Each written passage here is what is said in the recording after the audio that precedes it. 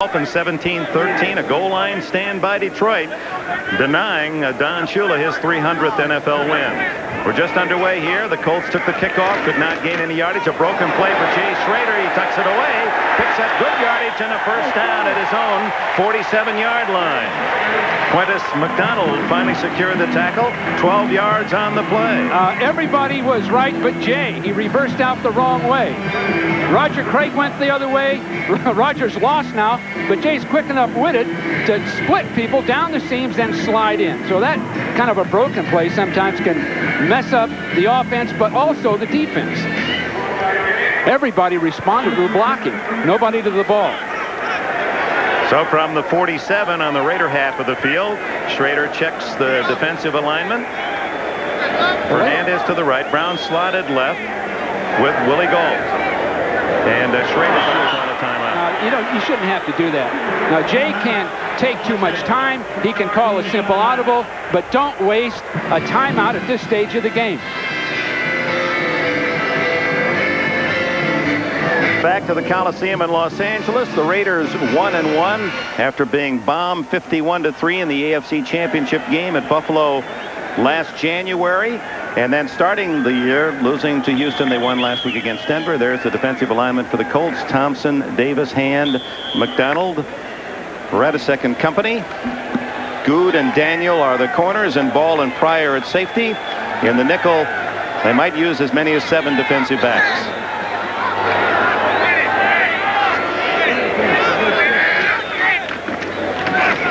Craig's first carry, and he picks up a couple as he wiggles out to the 49-yard line.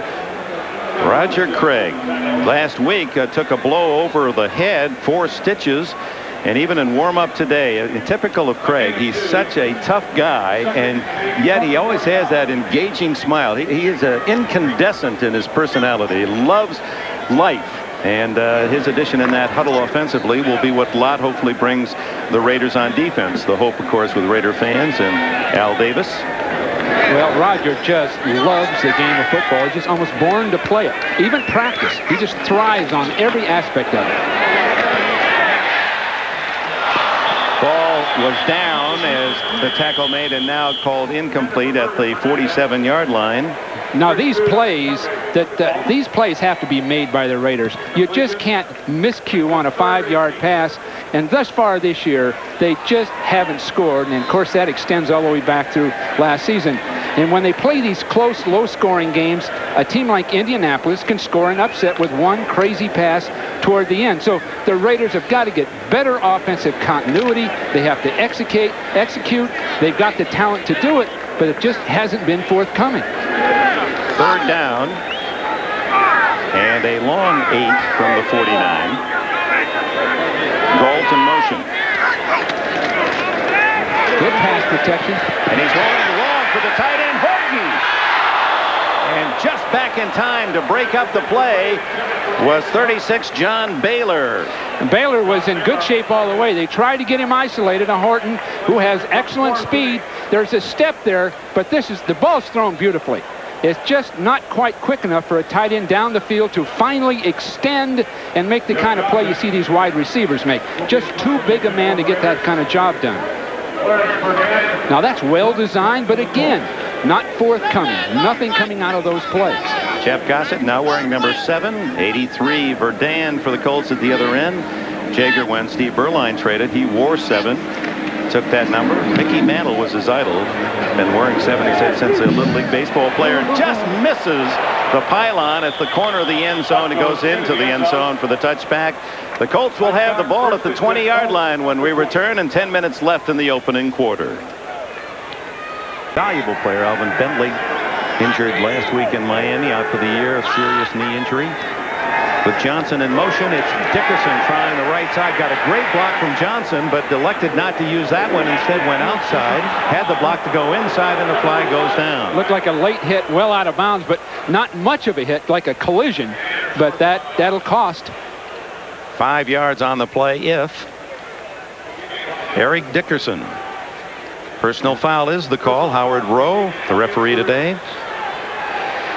This play was designed to come back underneath the left guard's block. That's Bubba Paris trapping there. Nice job of controlling it by Townsend. Dennis pursued to the outside with Benson, and there's the hit outside with Eddie Anderson.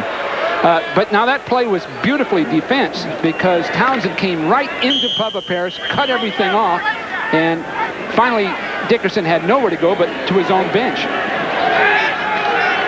Johnson now slotted left. First down at the 40 after the penalty. They're just going to have to throw and throw effectively. Dickerson battling for 3 yards as we check our 10-minute ticker. Finals in the early games today. Week 3 of the NFL season. Detroit holding off Miami.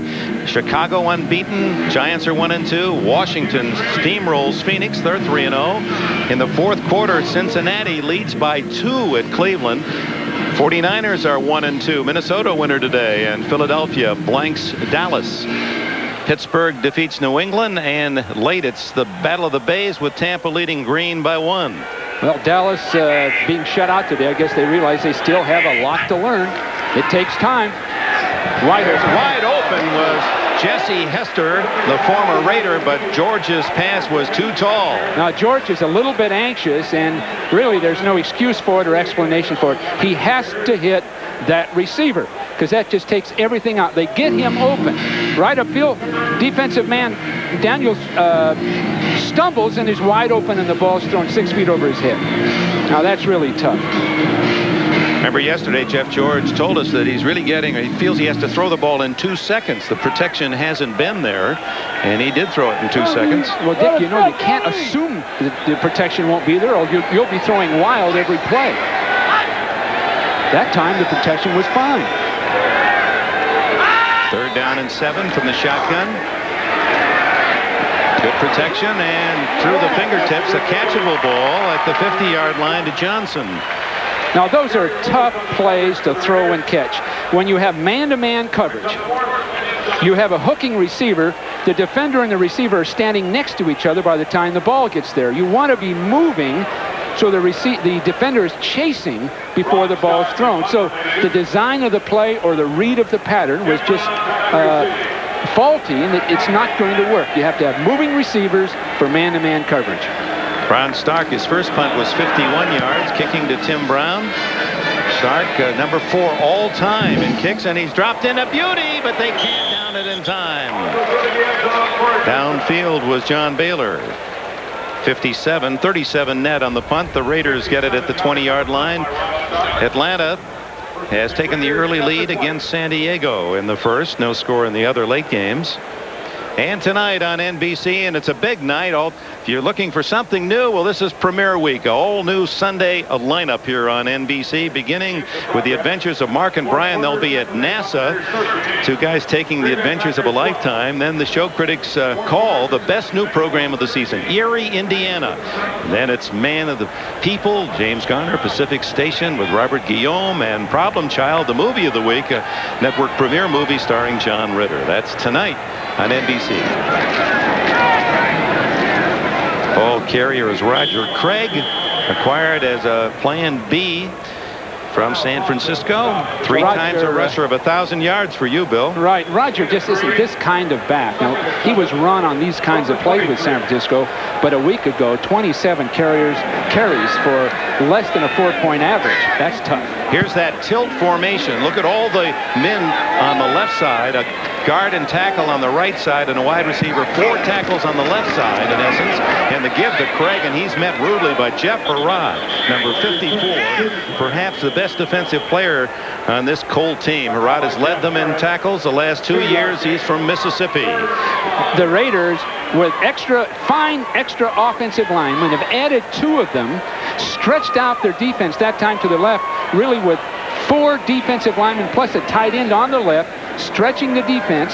Now, they'd run an unbalanced line the week before, but this one is adding another offensive lineman. And so in this particular case, now they've substituted again, but we'll give you a good look at it the next time we see it. It's interesting, but I'll tell you, you're going back to the trenches playing that kind of football. Back to a base formation this time on 3rd and 5. Schrader down the middle, and there's Tim Brown.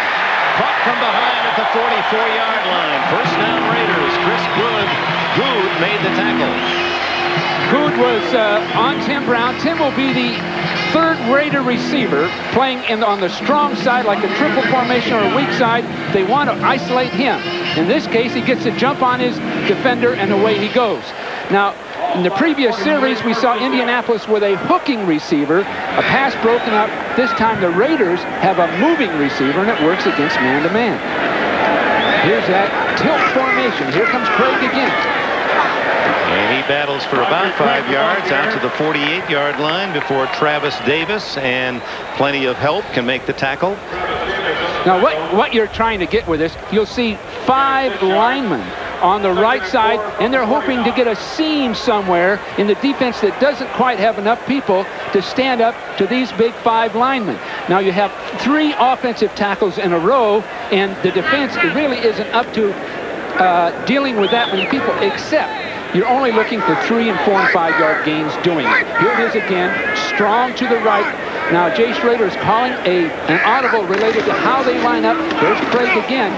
No hole that time. He tried basically the same hole as the previous when he gained 6 yards, but John Hand, number 78 from Alabama, was there. John Hand just slanted to the inside. The Colts have looked for an unbalanced line. They were going to move their defensive line or slide their linebackers, which means they'd compensate.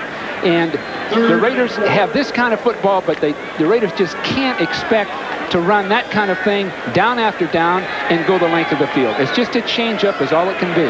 3rd and 4.5. Now, this is the formation, Dick, I think, is the one the Raiders can win with. Tim Brown in the slot. Here he's in motion. Now you've got 3 great receivers in the game. A strong safety blitz being picked up. Drop those. Mervin Fernandez at the 40-yard line would have been a first down, and that'll bring on the punt team. Well, one element of the offense did beautifully, admirably. They picked up the blitzers, did a fine job of it. Schrader had the time he needed. He threw an accurate pass, but now this element breaks down. Fernandez, a fine receiver, can't handle the ball. Now, I think he was thinking of the sideline. That's the only explanation you can give. He's got to have that catch. And he knows that the former San Jose State star and a big star in the Canadian Football League, he won't drop too many of those. Verdun, who led the NFL in punt returns last year, nearly 13 yards an attempt, has it at the 15, 20. Gets a block, 25, 30, and he gets about 15 on that play, but a flag goes down. Well, I saw one clip. I'm not sure that was the one that was called, but a lot of action on the sideline. Could have been face mask. Let's check with the man in the white hat, Howard Rowe. Went to Wichita State out of Inglewood, Colorado. He says face mask Raiders. So Verdun and the Colts get a good return on a short kick. 5-yard penalty on a kicking team. First down. Plus the 5 yards. There it is on veteran Jerry Robinson. When we return, it'll be Indianapolis. Scoreless tie, ball at the 35.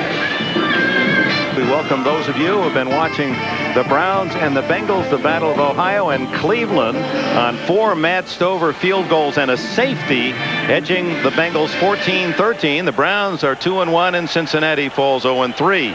Here no score, 5:14 remaining in the opening quarter. Neither team has done much. Colts have done nothing. And it's Eric Dickerson out to the 39, a gain of a long 3. These are really tough yards for Dickerson. With the Rams, he had opportunity after opportunity. He was a much younger man, but all opportunities to break and make things happen. And you can see with the Colts, everything is beginning to settle down into sort of a mediocre kind of career, averaging 4.25, where with the Rams almost 5 yards a carry. But of course, he's an aging athlete, but he still has so much to offer. They're just not getting him on track. 5 carries here in the first quarter, 11 yards for Dickerson, who needs just under 100 to pass Franco Harris, number 4 all time. He can't stop and start like that. He just can't do it.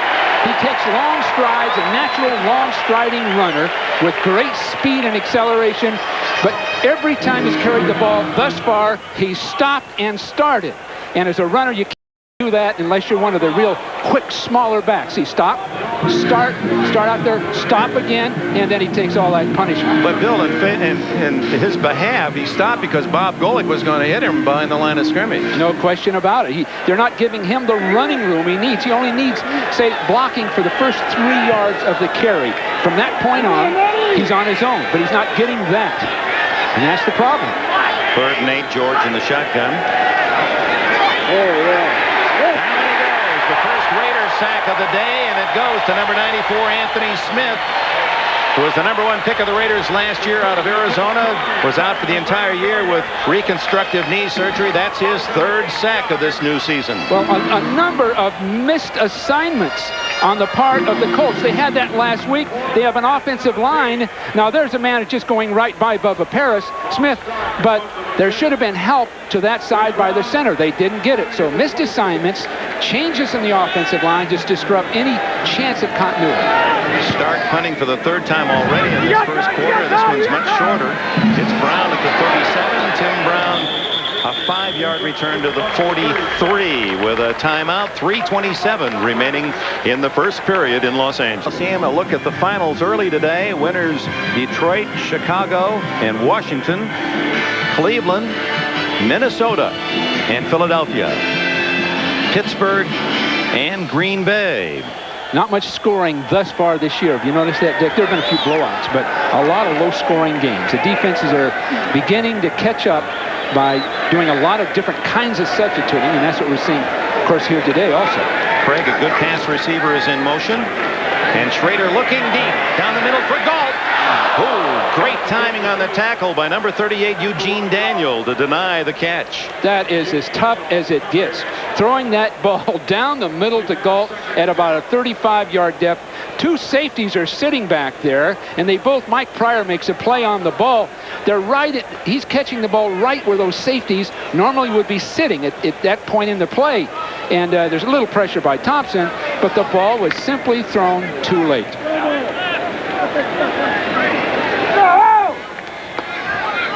Daniel led the Colts his best year, 85, with 8 interceptions. And Craig breaking some tackles. And that's a Roger Craig who was cheered by San Francisco fans, who picks up nearly 9 yards. One of the concerns about Craig as a college player was that he ran very high, and that kept some of the scouts from considering him a first-round pick. But look at the knee action. Look at those knees drive. You really can't get much from Craig, and he can keep picking them up falling forward. Now, he will go down as one of the outstanding backs in the game of football. Possibly not Hall of Fame, but he took San Francisco to 3 World Championships. But my problem with it is just not a workhorse-type back. If they had Marcus Allen and Roger alternating them, then they would have the formula that Al Davis and Art Shell want. Allen on the sidelines after a knee injury in Houston in the season opener. Third down, it's Craig again, picking up the first down at the 42-yard line. Well, that's just excellent blocking by Montoya. And Max Montoya, number 65, has a bad leg, an arch problem, and he's coming off the line. He does a fine job picking up a linebacker. Excellent job on the right side by McElroy. And the offensive line of the Raiders is big, strong, active, experienced. They're right where they belong to be World Championships. But as we continue to point out, the team itself does not score enough. They don't score enough points to get games out of reach. First time on the Colts half of the field, and it's Craig getting the call again. They run him to the sidelines, and a gain of a couple. No score here. Final minute of the first quarter. Let's go to Bob Costas in New York. All right, Dick, you've been witness from the booth to many of these so-called battles of Ohio. Here's the way this one ends in Cleveland. 9 seconds on the clock. Matt Stover sneaks one inside the right upright from 45 yards out, and Cleveland goes to 2-1. The Bengals a disappointing 0-3, 14-13 Browns in Cleveland today. All right, Robert, and working on another low-scoring game here in Los Angeles, the Raiders and the Colts. Craig, the leading rusher, 29 yards now on 8 carries. 2nd and 9. Craig hard after a gain of a yard. Travis Davis, number 95. Verv Pankey, the word is it's an Achilles problem, and that's something that he aggravated earlier this week. And Ron Meyer's problems in that offensive line. He already has Randy Dixon on the shelf with a calf injury. Brian Baldinger has replaced Pankey, and that leaves only Mark Vanderpool, a rookie from Colorado, as a replacement if should there be another injury. And he's got Bubba Paris, who's only been with the club a couple of weeks, so things are tough on offense for Indianapolis. And the Achilles problem is one that just doesn't you don't recover from that very quickly. It takes weeks usually. 3rd down and 8 for Schrader. Has a man open. It's Tim Brown. I believe he has the first down. The mark is at the 31-yard line. That'll be a first down for the Raiders, and Brown seems injured after taking a good pop from Jeff Barad. At this point, the pass rush just really isn't there. So Schrader's going to have all the time he wants throughout the day, I believe, unless Indianapolis makes a mistake of blitzing, which opens up the deep pass.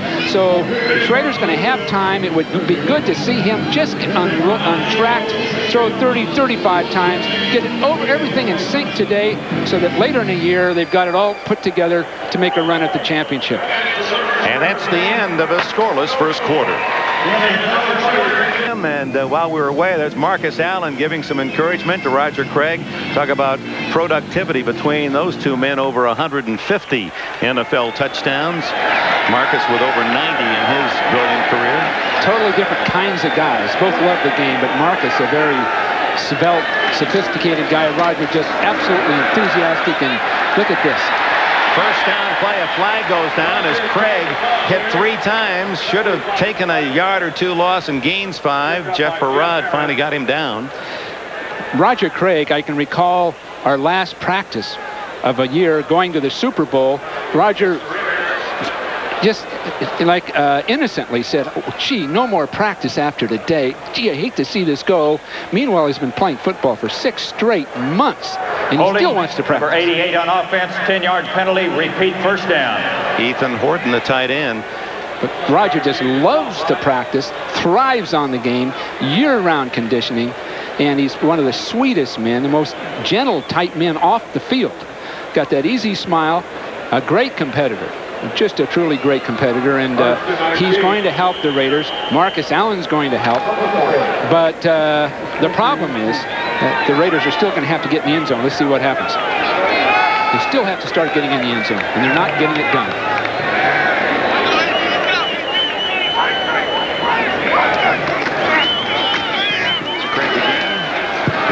Bickett, who played his collegiate ball on this field for the Southern California Trojans, and he's happy, as are the Trojan fans, after the Penn State win, to New York.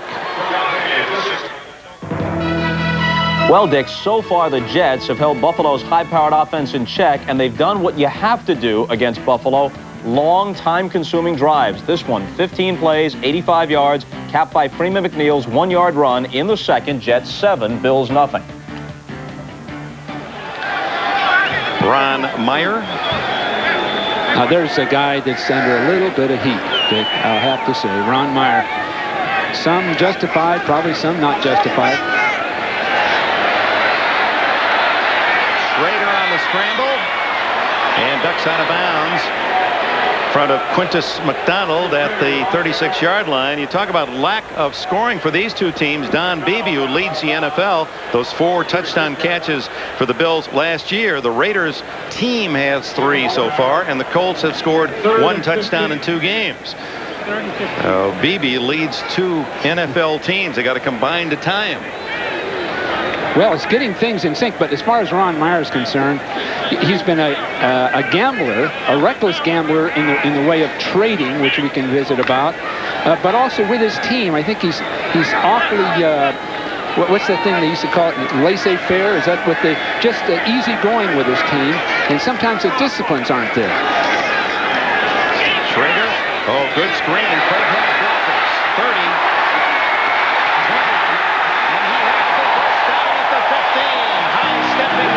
Craig for 21. He cut back underneath his blockers. Defenders were going toward the screen, and Craig instinctively came back after the catch and went underneath. So we'll see a chance to see Roger get the ball and go back inside with it once the ball is in the air. Now Roger will start to the outside, and you can see him right here. Now he'll break back underneath everything, and people pursuing to the blockers. Roger goes the other way. 10th play of the drive. Schrader into the end zone. Touchdown, Morgan Fernandez.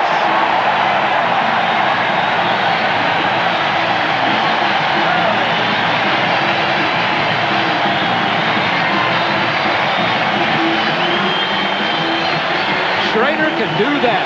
That ball was on a line. That was at least a 30-yard pass from where it was thrown. And you see the ball carry high above the shoulders. That's where you want it. Right on the numbers on that short post pattern. Now, Schrader can do that. And Fernandez can run those kind of patterns with his size. The tools are there. His first touchdown of this season, only his 5th catch after he dropped one that angered himself in the first quarter. Jeff Jaeger adds the extra point, and the Raiders have the lead 7-0. A flag is down. There's a shot to the inside. Defender in good position, but the ball's thrown right into the body high. So Goody is in position to get it, but can't get around that big target. That's the place on the field to call that play, about the 20-yard line. Holding number 88 on a kicking team. 10-yard penalty. Repeat the try. Oh, Jaeger will have to kick it from farther away.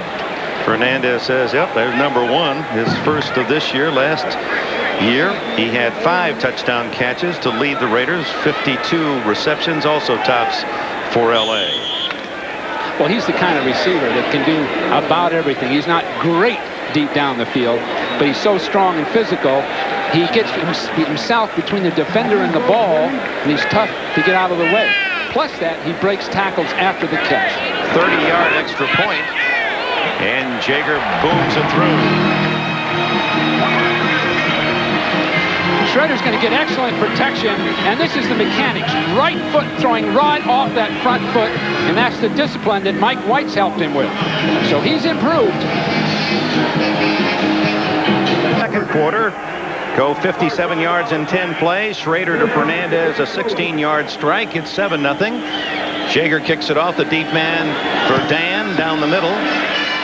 And it's for Dan, who comes out. Short kick at the 15. Looks for a block, and not much there to the 24-yard line. Let's check the Fram 10-minute ticker. Late scores, the Jets leading the Bills 7-3. Denver a field goal ahead of the Seahawks, and Atlanta in front of the Chargers 7-0 next Sunday. Our early games, Pittsburgh, Philadelphia. How about Cleveland and the Giants? Bill Belichick 2-1 going against the Giants 1-2. Would have thought that after 3 games. Raiders will be in Atlanta. Houston plays New England. The late games, Buffalo, Tampa Bay, San Diego and Denver, and Seattle, Kansas City. Hope you'll join us next Sunday on NBC, and next Saturday, Bill and I will be in South Bend, Indiana. Michigan State Spartans and Notre Dame Fighting Irish. The Spartans licking their wounds after Central Michigan. Who beat them, Dick? Chippewas beat them 20-3. Oh, I've heard that for the last 12 hours, 14 times. What school did you attend? Greatest day in the history of Central Michigan. First completion for George goes to the second to Anthony Johnson, and a first down out at the 37-yard line. The plan for the Colts was to run Dickerson, establish the running game. Well, I'm not sure that'll happen if they played until tomorrow morning, but that'll be a problem. But the plan B was, once that's established, play pass, which makes sense. So they went to the play pass. I'm not sure they'll ever establish the run, but the play pass might at least help control those Raider linebackers to get some shorter passes in behind them. Now that can be a factor. 13 yards on that play. They had gained 10 yards total in the first 3 possessions. Dickerson has a hole this time, and the big back 224 pounds who played with the Rams set the NFL record here in Southern California with the Los Angeles Rams, and shooting now for his 8th 1,000-yard season, picks up 10. The plan was to run on this side of the line, and especially Bubba Paris, the right guard, is going to do a fine job of blocking. So you see him come out and slam his man to the outside. So Paris, playing guard for the first time, is able to block linebackers for the first time, and that big, massive body gets it done. Now, Bubba is playing at about 325 pounds now, a good weight for him. Spoke with him this morning. His concern for the Colts was, like many people, they've just got to discipline themselves, much as we did in San Francisco. All the little detail things just to do, Coach, we're not doing here, and we're trying to establish it. And Ron Meyer said when Paris comes in, Pankey comes in, they bring leadership to the club. Guys that have been there and been to the top. And they're still viable players. They're still big guys that can get their job done, especially the running game. just shy of the first down, as you saw in the measurement. Second down for George. And the Colts with Dickerson the only running back. Dickerson skips out of one tackle and may have fallen forward enough for a first down. Greg Townsend, off to another outstanding start for the Raiders, makes the tackle. Townsend, who has completely shaved his head. He said he thought he would beat Mother Nature to it. Started the January 1st a year ago. He'll play on the open side of the formation. And now they have Johnson sort of cutting him off. And that time Townsend over-pursued. He really wasn't blocked. He was just over-pursued. There's the look. They call that the Faratzis here in Los Angeles. It's interesting design. He said he wasn't going to have much hair much longer anyway. Francis would look good in that Yul Brynner kind of. There's the pass. George with plenty of time. Wide open is Bill Brooks, and Brooks is to the Raider 20-yard line before Terry McDaniel can drag him down. Biggest play of the day for Indianapolis. George stood his ground that time. Now he's warmed up to the game, hopefully, because he had good time. Now here's the pattern by Brooks straight up the field, and just a shallow cross. He leans up the field, then bends, and of course the McDaniel just couldn't stay with him. He got there before McDaniel could. But to me, the key was that George stood in there, and he wasn't disrupted or too anxious. He threw a beautiful shot.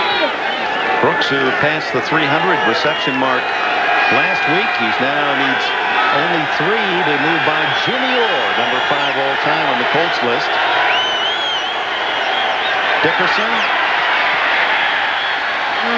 slips down at the 20. What did you make out of that conversation with Eric Dickerson yesterday, where he said when he was with the Rams he loved it, then he really hated football, then he was traded, loved it again, said then the last couple of years he's really hated it, but he's in love with the game again now? Well, I'm not sure how he'll feel in a couple of weeks or 3 or 4 weeks, so there may be some hate involved through that cycle one more time. I just think, Dick, it's how the team has done, how his team has done, how people have perceived him. When he's been so spectacularly successful, he's thrived on the game. When he's been down and out and criticized, he's hated the game. And I think he really runs in sort of in cycles that way. And if he can have a big day today, maybe he'll continue to love the game. Excellent tackle coming out from his corner by Terry McDaniel, as Dickerson had eluded 3 of 4 black jerseys, but not McDaniel. Well, Dickerson's having to use every bit of quickness he has just to avoid tacklers. You see him change direction twice. Now he has to try to cut up underneath the guy, and he can't do it. So he's not the kind of runner to stop and start and change directions. There are guys like that, but Marcus Allen's very similar. They need somewhere to get started. Then that gliding stride can make a difference. 3rd and 10. That's Anthony Johnson in motion. Quick release, and the ball is dropped at the 10.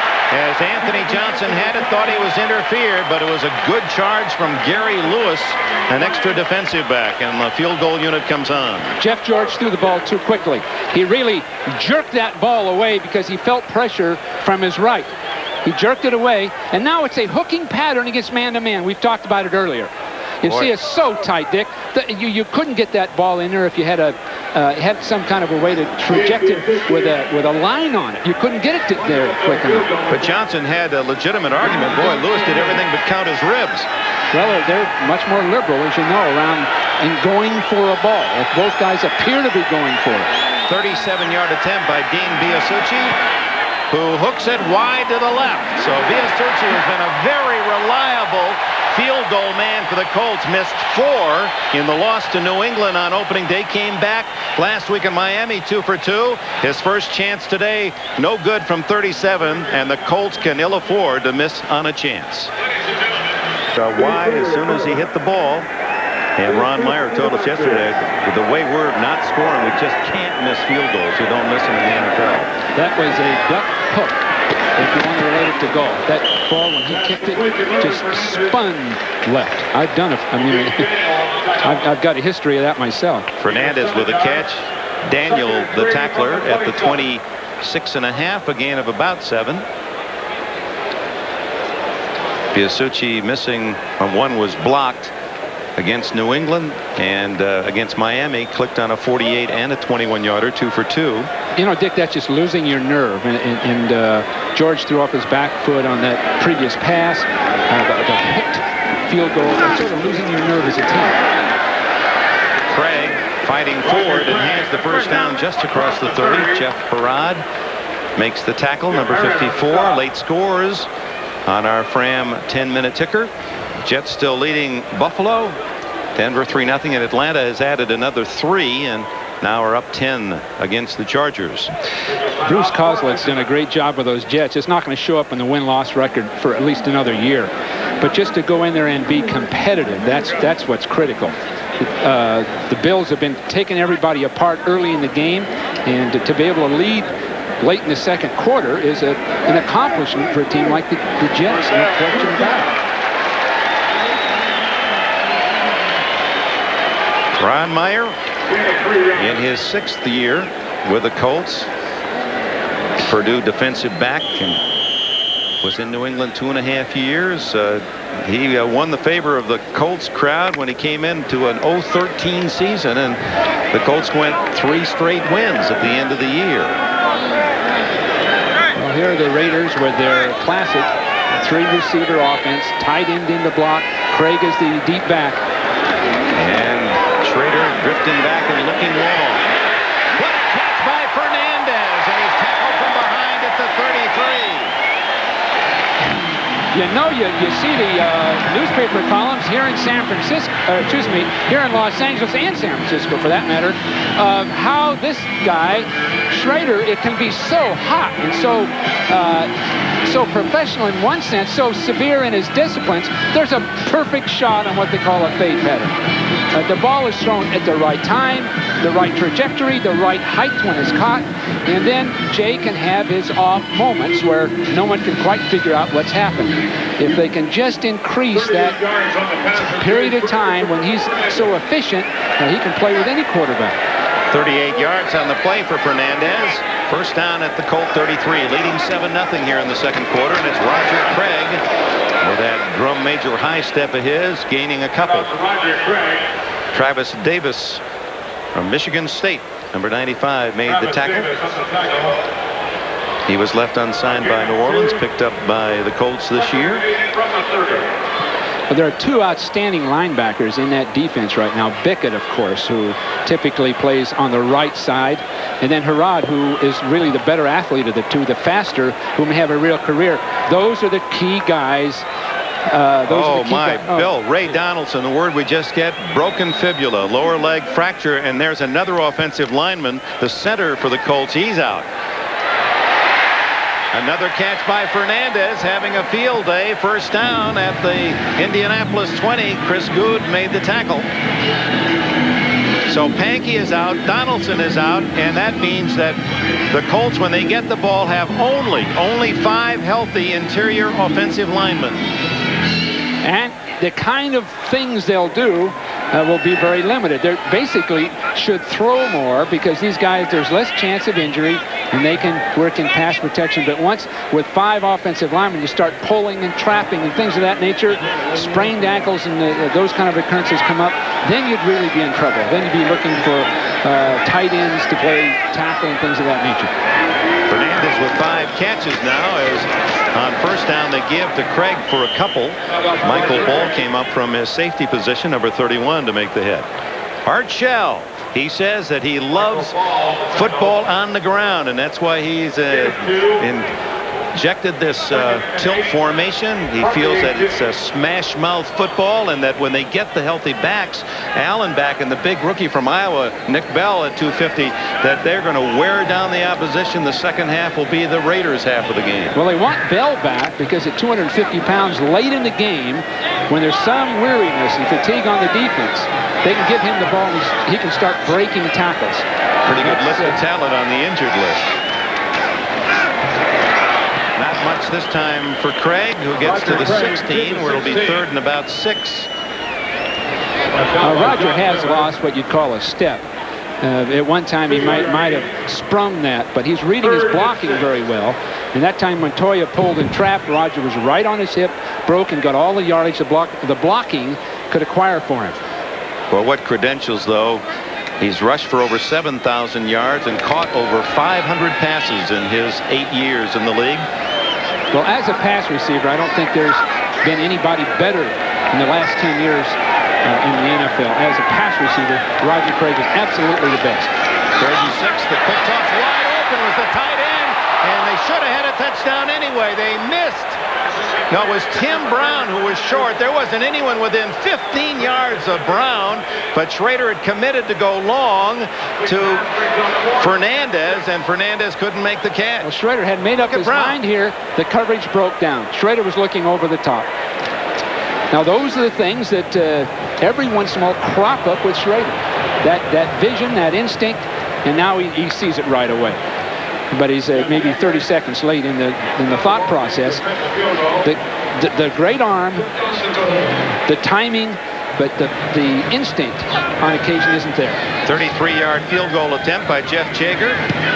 And he whacks it through, and the Raiders up their lead to 10-0 with 2:41 remaining in the first half. And those of you who have followed Bill at NBC know that he's been a little critical of Bubba. I was in Indianapolis earlier this week. I saw Bubba came up to me in the locker room at the Indy practice field, and he said, who's going to work the game with you? I said, you know who Bill was. He said, oh, no. It's like somebody hit him with a right cross. He staggered back. Not the coach. He's all over me. Well, you know, he could have been, or could very well be, an all-pro tackle. Maybe even a Hall of Fame tackle. Weight problems, but he's still a very effective player. And he's playing left guard very well without any practical work in it. Known for the Verdance, had to do some fancy footwork just to get back to the 16-yard line. Well, this is the test of the character that Ron Meyer would have built in his team at this point in the season in a game. You're down 10-0, not insurmountable. You're healthy at quarterback. You've got your receivers, your great runner, and now a team's truly tested. Each guy out there is going to be tested for the next 40 minutes or so. Remind you to stay with us. The Domino's Pizza NFL Live halftime report with Bob, Will, and OJ. All the scores and highlights and comments at halftime. 10-0 Raiders. The Colts have not done much, although they did have a shot at a field goal. A long pass from George to Brooks, setting that up. George throwing off the back foot, again to his favorite target, Brooks. Now that was well done, that throw, because George did have to pull away and throw off his back foot. The Raiders ran a line stunt. Howie Long got it started, but Scott Davis was right in his face. There's Howie Long, Townsend on the outside, but there's Golick. Golick hasn't got many sacks, but he got close. Dickerson gets the first down and is out to the 31-yard line before Eddie Anderson, the safety, can make the stop with 2:09 ticking down to the 2-minute timeout. The Colts no hurry. No, they are going to call a timeout here to get a play in before the 2-minute timeout, which will give us an opportunity to share with you these special messages. 10-0 Raiders. The late round pick is sidelined with an Achilles injury. Dixon, who has hurt himself with a calf injury, has had to come in to play guard with a broken fibula. Ray Donaldson, the starting center. George flips it out of the backfield to Dickerson. A good throw, good catch, out of bounds at the 40. Stop the clock with 2:02 left, and they'll get another play in before the 2-minute timeout. Tom Benson, the linebacker, pushed him out of bounds. Dickerson, who is off to a tremendous start, catching the ball this year at 15 coming into the game today. I don't like the yardage, though, Dick, for Dickerson to average 6.7 yards. Roger Craig, in his better years, was averaging 10.5. So Dickerson needs something down the field. Now, it's a good outlet throwing, and I'm sure they're glad they've got it. But Dickerson at his best would be running full stride, catching a ball into the corner, something like that. 2-minute warning. First half, more than 2 minutes remaining in the half, and so they, even on the out-of-bounds play, the clock runs. So this is the 2-minute timeout. 10-0 Los Angeles. For Eric Dickerson, he's getting to the Raider 33-yard line. That was beautifully done, a draw play. And Baldinger was playing center, did an excellent job of coming out and then picking up Moss, the linebacker. So he set up, came out and caught Moss, and then was able to break Dickerson down the field. Very well executed, called just at the right time. That positions the Colts at least with a chance at a field goal. The pass was brought the receiver back toward the quarterback, and what should have been an 8-yard gain was about a 1-yard effort as Anthony Johnson, the fullback, made a juggling catch. You know, I think if you saw Jeff George in 5 years, you'd see one of the top flight functioning quarterbacks. But in the meantime, he's going to have the same inconsistency problems that Schrader had. Good protection this time. Throws on the run. Caught by Dickerson. Nope, he trapped it. Winston Moss there in the coverage for the Raiders. But George, very seldom do you see him just set up, step forward into the target. He's throwing on the run, throwing, falling back. Well, he's never, I don't know if he's experienced it, possibly at Illinois. But with the Colts in 2 years, I'm not sure he's experienced a solid offensive line who stayed in front of the pass rushers, gave him the time to look downfield. Leon Burtonette, the offensive coordinator, has been talking of taking only 2 seconds to get rid of the ball, 3 seconds. That's just not enough to let patterns to develop. Something wrong with the clock. It's not moving. Throwing the flat and stepping out of bounds with John. Nope, they're going to say he did not get out of bounds. They mark it at the 30. The clock's still running at 52 seconds. But I don't know if that's official because it was not running a moment ago when it should have been. Well, they've got the long field goal up for grabs, although confidence in the play kicking. It's not a great choice for Meyer at this point. The long field goal, and what are the chances? You're almost obligated to go for it, but I think he's going to keep him in and try to get it on 4th down. It's 4th down and a short 7 at the 30-yard line with 40 seconds remaining in the half and trailing 10-0. And the Colts, with only 1 touchdown scored in nearly 2.5 games, are figuring now that they can't get enough field goals to catch the Raiders even with 10. So they are going to gamble, apparently, on a first down here and a possible touchdown here at the end of the half, but got 30 yards to go. Here come the kicking group. Nope, they're going to try for the 3, apparently. 47 yards.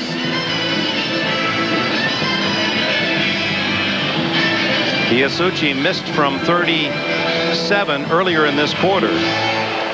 He's 2 for 7 this year. This one 47 yards. Ron Stark, the punter, to hold.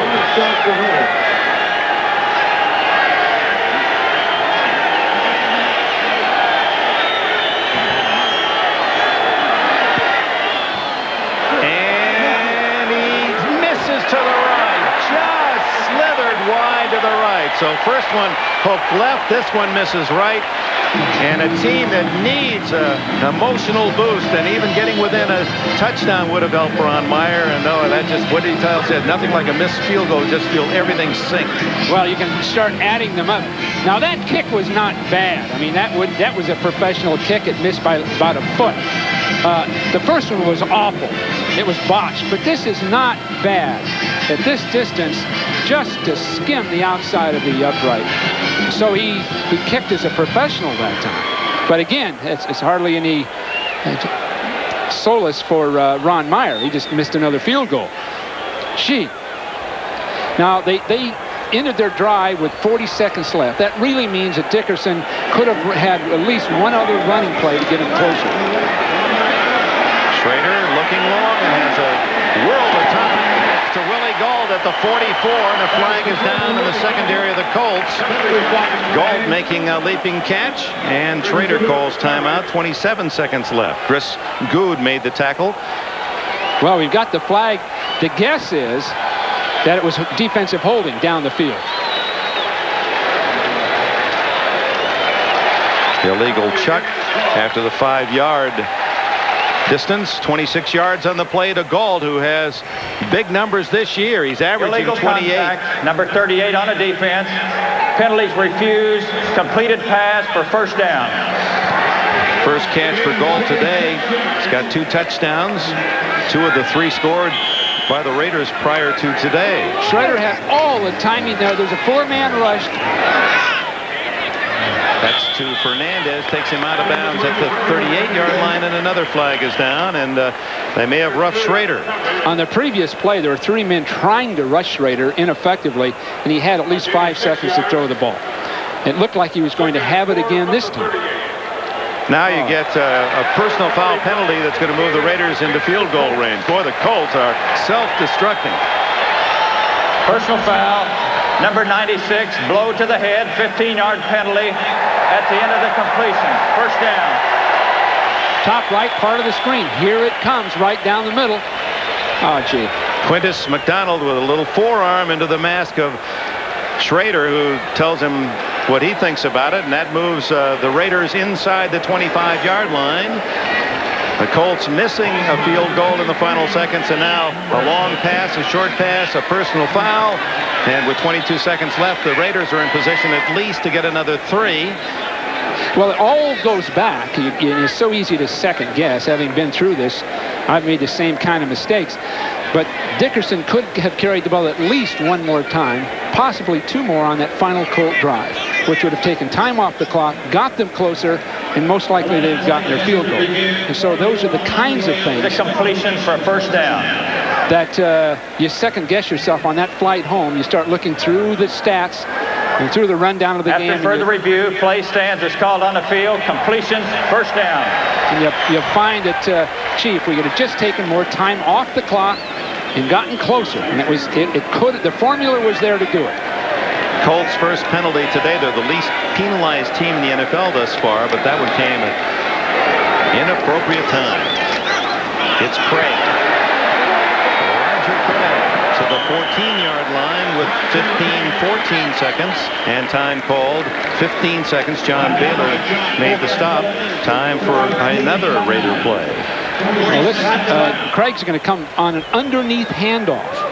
And coming around that corner and just reading his guard's block, and then cutting off the guard's course that he runs. Now that's the play that Roger had a lot of success with in San Francisco, and he ran that one well. Now the Raiders, with 15 seconds, can go for the end zone twice before they go for the field goal. So look for them to get into the end zone with the next throw, maybe try 2 of them down there, and then look to kick the field goal. Craig, who carried 27 times last week in the win against Denver, a career high, has carried 15. He's on a pace to break the record of a week ago. 50 yards, he gained 99 versus the Broncos. 1 timeout left for the Raiders. 15 seconds remaining first half. 10-0 Los Angeles. Tim Brown, the 3rd receiver in. Remember, he was wide open in this formation earlier in the half. And Schrader has to eat it. Dwayne Bickett, number 50, and number 90, Mel Agee, a rookie from Illinois, in on the sack. Now, this is one of the critical coaching factors that you educate the quarterback with. Don't give up field goal position. Never give it up taking a sack. And that time Jay held the ball too long, waiting for a receiver to come open. Just throw it away. Don't take any time off the clock. But he took that loss. That'll take the field goal try out to about 41 yards. Jager, who hit from 33 and his 5 out of 6 this year. Now, Jay should have been coming out of the huddle thinking to himself, can't take a loss, then consider the receiver he wanted. But he's got to unload that ball, and that's the kind of thing you've seen Montana do many times. Don't take a loss at this point on the field. 41 yards out of Gossett's hold.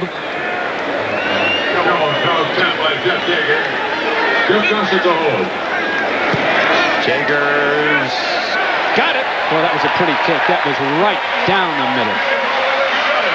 With 6 seconds left in the half, the Raiders up their lead to 13-0. So within the last game time, 1 minute of game time, the Colts were in position to get 3 and pull within a touchdown. Instead, they miss a couple of quick plays. The Raiders a long throw and a 15-yard penalty, and they up their lead to 13. So much of it is game management, as they call it. Managing the game and using the clock.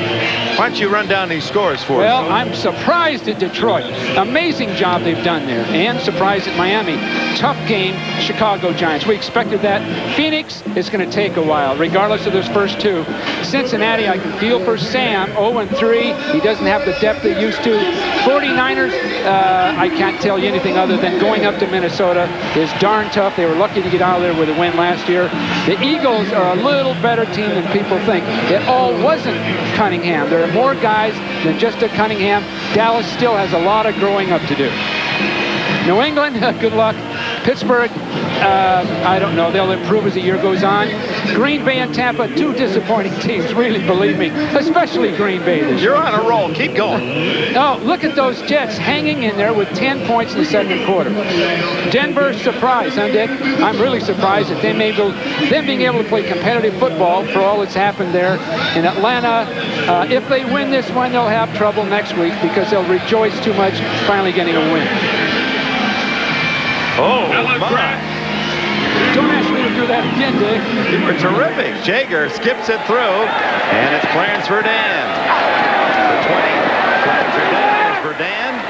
Hiding behind those blockers, gets out to the 42-yard line. That's the end of the half, and if the penalty is against the Colts, the half will indeed end. Well, the Colts just need to get out of here and freshen up.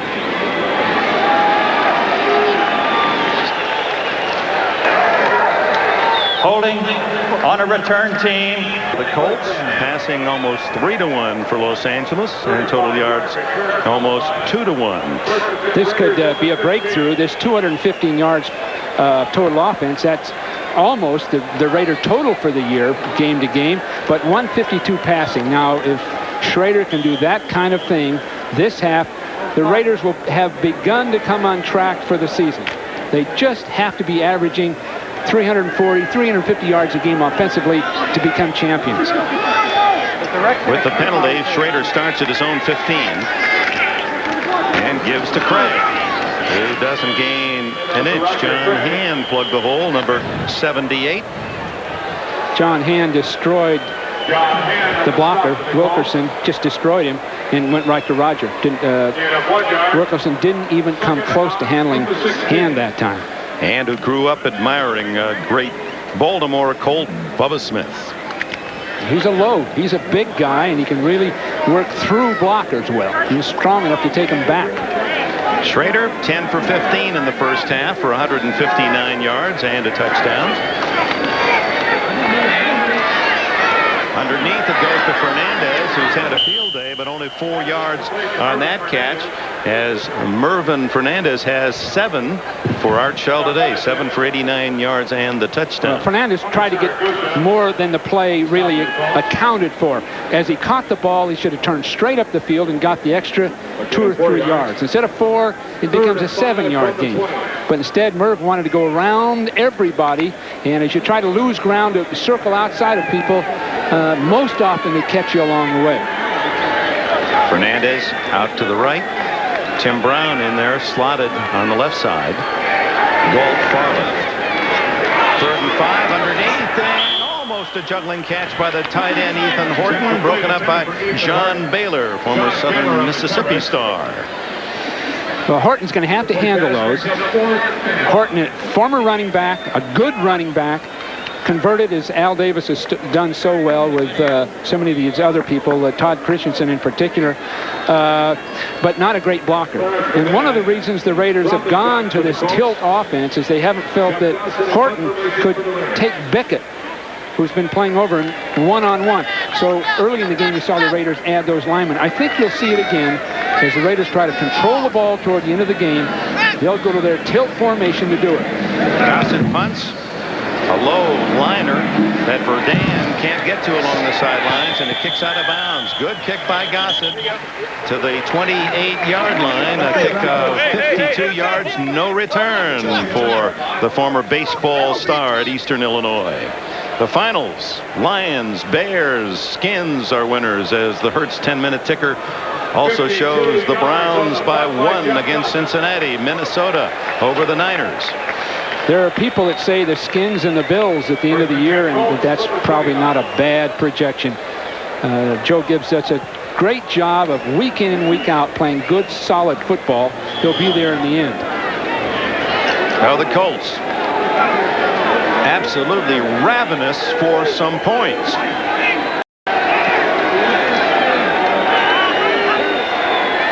George to throw. Good protection. Gets Dickerson at the 33. Pickup of about 4. Tom Benson and Ricky Ellison with a tackle. Well, that's the way to do it. Get the ball back and get it off before they get there. Now, if Dickerson had broken to the outside, he would have had a big gain. But the job said hook it 4, and he hooked it 4. The Colts, who are on a record-setting pace for lowest yards per attempted pass, 5.5 yards per attempt so far this year. That's the lowest since 1953 for the Colts. 8 for 12 today, but only 76 yards on 12 passes. As Dickerson stop and start, and that draws the crowd. Well, I saw Ronnie Lott from the weak safety spot right in the middle of the play. And if there's ever been a classic matchup between a safety man and a great runner, it's been Ronnie Lott and Eric Dickerson all those years. Now, Ronnie will come forward from this point to make the play, but for all those years, Ronnie would tee off on Dickerson. You'll see him come flying forward right in the hole. Dickerson has to stop to make him miss. But I can remember the contact between those two for the 6 years they played against each other. It's 12 games. A great rivalry. 2 Hall of Fame players. And you seldom think safety versus running back, but in this case, that's it. On 3rd and 8, Dickerson dragged down by Eddie Anderson for a 2-yard loss. Well, both safeties, Anderson and Lott, are just ready to come up on Dickerson. Nothing's going on that would keep them deep. And so George is caught with a problem. He doesn't have time to throw the ball down the field. And now you're going to get the stop made from here, up inside. But both people know he's coming from the other side. But both safeties are sitting there ready to attack Dickerson as he comes across that line of scrimmage. Ron Stark to punt. Pat Beach healthy enough to at least snap the ball, and Stark just able to elude being hit and kicks it off the side of his foot out of bounds at the Colts 45-yard line. What else can go wrong? A 15-yard punt by a man who has the 4th best average in NFL history. Ron Stark taught it a bit from Elvis Patterson. He really needs that, doesn't he? 16-yard punt officially, and the Raiders take over at the 45 of the Colts, leading 13-0. 11 minutes left in the 3rd period. 16-yard punt officially, and the Raiders take over at the 45 of the Colts, leading 13-0. 11 minutes left in the 3rd period. Schrader to Craig. Good tackle by Jeff Herrod. Now that is a mean hit. Great angle of pursuit. He scraped into the hole. Now this is the best player on the Colt team defensively. He's got really everything to be a Pro Bowl player. Look at the sliding movement and then right down underneath. He's first cousin of Mr. T. Herrod weighs 246, but if he wore some of that gold, he could get himself up there in the 260 range. Well, he's got a Singletary type play, Singletary type action, sliding behind the line, then being decisive and having enough shocking power to take people back. 2nd and 7, Craig again. Nothing there, but he skips out of some tackles, but winds up losing back to the 44-yard line. Well, they're expecting a lot out of Roger Craig. I mean, you have to say that. It's that simple. I don't know why they necessarily have to hammer in there like that. They've got a good day going throwing the ball. Why not just go after it? Steve Smith, the fullback, has not carried the entire day, and he's been on the field every offensive play except for the 3 wide receivers. The problem with hitting in there that much, taking that much shocking power, whether you know it or not, as weeks pass, it takes too much out of you. It takes a young body to do that. And Roger's been around just a little too long to be a workhorse. 3rd down and 8. Flags it down. Schrader, wide open field. Slides down at the 31. Would have a first down, but I believe we have a hold against the Raiders.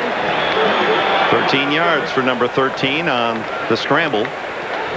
But it was man-to-man coverage. Everybody was chasing someone else, and Schrader had a chance to run. Now, these things he's doing better and better.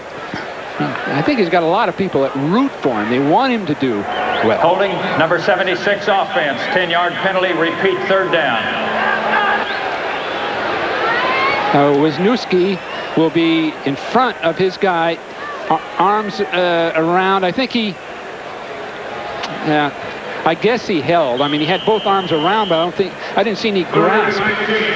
The rules are so liberal as to the use of hands and arms now that it's really tough to decide. He did not grab the man. Now, I don't know what that means. I think players that were in the game 20 years ago must say, what is this? It drives him crazy. 3rd down and 18. Schrader. Not much there. And will slide in at the 49. It'll be 4th down and about 13. Well, the backup quarterback to Schrader is Vince Evans, and then the number 1 pick, the youngster out of Southern California, Todd Marinovich. It startled many when the Raiders traded away Steve Berline.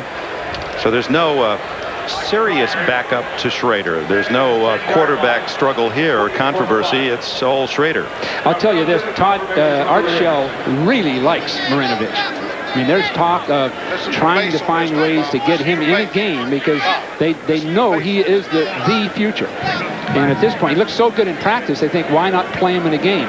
But you don't want a Jeff George syndrome if you do it. I don't know what happened to Verdun, but Mike Pryor is the deep man on this punt as Gossett aims it for the sidelines. And hits the corner at the 2-yard line. That's 2 great kicks back-to-back by Gossett, 52 and 47 yards, both out of bounds. Timeout, 7:57 remaining in the 3rd period. 13-0, and Jeff George and the Colts start from their own 2-yard line. Dickerson. Boy, you could see those Raiders just looking for a safety. Well, what do you do now? What do you do if you're a sports fan and you've just been married yesterday and you're spending your honeymoon? I mean, what better place than to come to see the Raiders if you're Magic Johnson with Nee Cookie Kelly, his bride. They've known each other for 14 years, going back to his Michigan State days. The day they were married in East Lansing yesterday and raced out here to see the Raiders and the Colts. They wanted to see the Colts. There's a real NFL fan. 2nd and 9. George down the middle, complete to Hester, who pays for it. Eddie Anderson and Terry McDaniel, the former Raider Hester, gets up with a first down. Well, that is where you need experience. You know the safety is going to be there. He's going to go straight up the field, start out, bend in, and now he knows there's somebody in that middle. They're bound to be there. There they are. Both safeties. And Anderson with a reputation of a KO man. Hester, who was traded away by the Raiders, he was the number 1 pick of the LA Raiders in '85. Fuller was concerned about his hands, but that time he showed one thing. He showed courage. 17 yards as well. George on play action. Same play down the middle. Caught by Anthony Johnson. Another first down at the 34-yard line. Anderson again with a tackle. Well, part of the plan starting to develop. Established the run. Really couldn't do it. But now misdirection plays, play passes, confuse the linebackers, throw in front of the safeties. But what it takes to do that is nerve on the part of the receivers. They've just got to have the nerve to catch the ball and know they're going to get hit. Now here's a case of knowing you're going to be hit right there. Protected the ball well. So from the 3-yard line out to the 2-yard line, it started to the 34 on the first down. Now he's changing the play, so you'd like to think he's going to go ahead and throw it. Ooh, almost intercepted by Terry McDaniel, who did a good job of chucking Bill Brooks at the line of scrimmage. Brooks just couldn't get off. Yeah, Dick Brooks was down. You couldn't throw him a ball. And George forced it in there. Now you see him start up the field. That's an excellent shot. It wasn't to the head. Well, gee, there's no need to throw in there. There's got to be an alternate receiver somewhere on the field. Well, Jeff George is in his second season, and not many quarterbacks really feel their way third or fourth year, and he's thrown into the fire as a rookie as the #1 player picked a year ago. Well, they had to play him because of the major trade it was. And it's much like Jim Plunkett had to go through. Oops. Lost his footing, and there was a rush on him. Well, it was going left, having to throw with his right arm. There wasn't a chance it could get turned back to release a football. Sprinting to the left in the NFL is suicidal. Let's check the Hertz 10-minute ticker. The late score is Buffalo has gone in front of the Jets in the third. Early in the third, Denver now 13-0 over the Hawks, and 10-7 Atlanta at San Diego.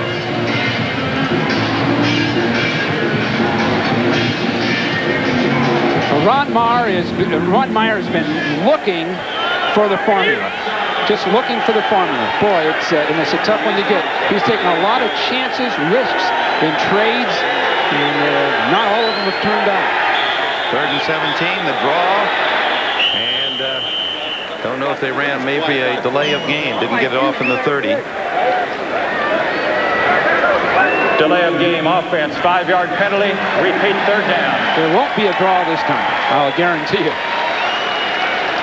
Well, don't be sure, Coach.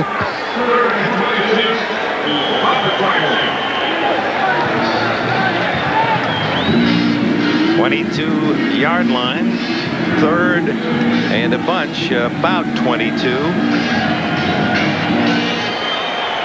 Jeff George, who almost signed a baseball contract. He was an outstanding high school. Almost hit 500 shortstop. Oh, what did he call? A draw. That cost him up, and he fumbles, but was he down? Not down. Covered by the Raiders. First down, Raiders at the 33. Oh, my. Excuse me if I don't say much. I'm sort of speechless. He ran a draw. Well, I guess it's fine. The Raiders were stunning, and Dickerson jumped outside, but he didn't. As a great player, he still didn't hold the ball at the end. Now he has to make a big move outside and inside of Washington. He got a major hit from downfield. He's got everybody on him. But I didn't see the ball come out. It must have... Maybe from this angle we can. McDaniel makes the tackle. They just pull it out. It's out. And Jerry Robinson, the veteran from UCLA, recovered. They're reviewing it, but it appears that they had pulled it free before Dickerson was down. After review, play stands is called on the field. First down, Los Angeles. Well, John Gonzalez, our director, John Francis, our producer, had that from every angle. So the Raiders with a 13-0 lead. And Dickerson, of course, one of the few negatives against him in his brilliant career is the fact that he has at times coughed up the ball. But I guess when you're exposed as much as he is, that's to be expected as well. Well, he's trying to get every inch out of the play. And it's just people coming from all angles. Schrader looking for something big. And just misses connections with Mervin Fernandez against Chris Good. Raiders got the turnover and just went for it right now. And that's why not? He's in good field position. Here's the quiet, strong man leader of the Raiders, Art Shell. Jerry Robinson, the veteran linebacker, said he even shouts quiet. Doesn't say a lot. He always was a leader with his actions, this Hall of Fame left tackle. Terry Rubisky next to him, who's calling the plays, running the offense. 2nd and 10. Roger Craig tripped up as he gets to the 28-yard line. It'll be 3rd and 5. Quintus McDonald, who's playing for the injured Chip Banks, made the stop. Banks, a former Southern California All-America, hopeful that he could play back here in the Coliseum, but he's out with a knee injury. Has a lot of company, sadly, for the Colts. Just so many injuries. Even if they were a team that was really solid and established, that number of injuries would reflect in the win-loss column, because you don't have key guys that get specific things done for you. On 3rd and 5, wide open underneath his Craig, and he's got the first down at the 21. That play look familiar? Fullback curl. Now you saw Roger Craig, the minute he caught it, he turned up and tried to split linebackers, and we sort of criticized Fernandez earlier for not doing that. But Roger saw it, got his pads under the backers, and got up in there for that extra yard or two. And Craig going to get a breather as he jogs off. He has been a workhorse. Napoleon McCallum has replaced him, the former Navy star. Craig with 54 yards rushing today and 2 catches, 27 more. There's McCallum, traded away by the Raiders to San Diego and then reacquired. From the 21, it's Steve Smith, his big guy and the big fullback. They were ignoring him. Blast for 11 yards and a first down. They figured, hey, he's not going to carry all day. Now here's a guy that's one of the most respected in football. Art Shell, in coaching the Pro Bowl, talking to the players, visiting with the other backs. Everybody wants a Steve Smith in the backfield with you.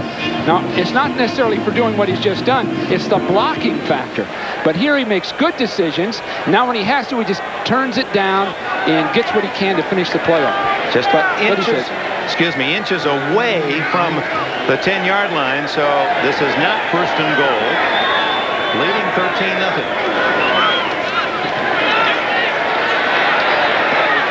Incomplete. Ethan Horton, that's about 3 today. All tough catches, but the tight end unable to tuck any of them away. Well, McCallum went into the corner, released outside, went to the corner as a back, and he was uncovered the last 5 yards of it, so it's there. They blew the coverage on him. But again, Schrader was zeroed in on his primary receiver. James Fitzpatrick comes out with some injury. He has replaced Max Montoya. Montoya, the veteran right guard, is out with an injury. Fitzpatrick perhaps with a blow around the helmet or face. 320-pounder, Plan B from San Diego a year ago. And Napoleon is to the 4. Gee, that was excellent line blocking. Wisniewski pulling through the hole. Mosbar blocking back. Just excellent fundamental football. See his season numbers: 5 carries, 11 yards.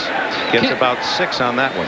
Kim Helton, the offensive line coach, who's been with the Raiders now 2 years, is very popular with the players, and then very obviously why. He teaches the fundamentals, and he's coordinated that offensive line beautifully.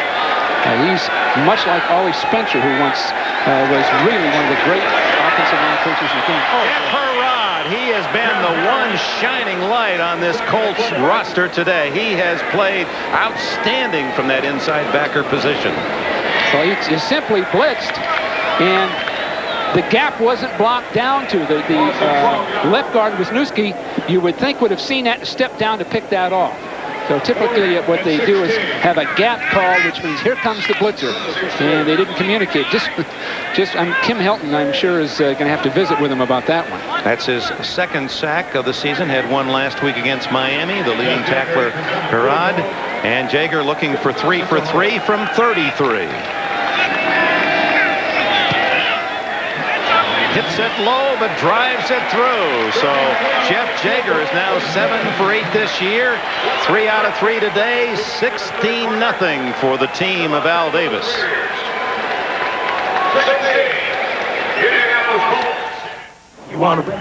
A touchdown so far is a collector's item.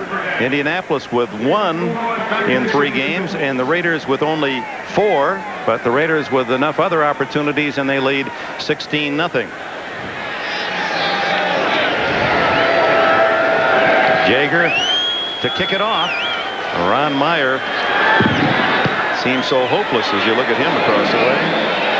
Great kick. Takes Verdun right out of the end zone. Touchback at the 20-yard line. Jaeger with a smile, and we have a timeout. The real-life adventures of Mark and Brian, followed by Erie, Indiana, premiering at 7, 6 Central. NBC tonight. The Steelers. The Eagles. Mac is back. Next Sunday. Sunsplash crowd at the Coliseum, and amongst the 40,000 plus, there he is, James Garner, the Maverick in Rockford, and tonight premiering with Man of the People. And normally that'd just be a promo and he'd come out one game in his whole life, but not Garner. He's been following the Raiders since the 60s. He's been in every Raider highlight film since 1969, and he commented to us before the game today, one of his favorites was Mark Van Egan. Said he seemed so unlike a Raider, but he became one of the best. He's a big fan. George eludes the rush of Townsend and then runs out of bounds, hoping to find someone open. Good coverage. Well, Gardner, the Raiders won every time he was present. Am I right, Dick? Well, when he went up to Oakland. Yeah, every time. So he's a lifetime Raider fan from this point. Al Davis won't release him. Yeah. Anything that helps you win, Al's going to jump on, and apparently there's one personality that helps him win. Well, we hope you'll join him in his debut on Man of the People at 8 o'clock tonight Eastern Time in Pacific Station. To follow, it's an all-new Sunday lineup on NBC, so stay with us right after the game. Except here on the West Coast, that'll all begin tonight at 7 o'clock. Jefferson to the 29-yard line. I asked Jim what is the series about, and he said basically it's not comedy, it's light humor. He plays kind of a rebel renegade sort of a character that's elected into or finds his way into the city council. That whole premise does conjure up some interesting storylines.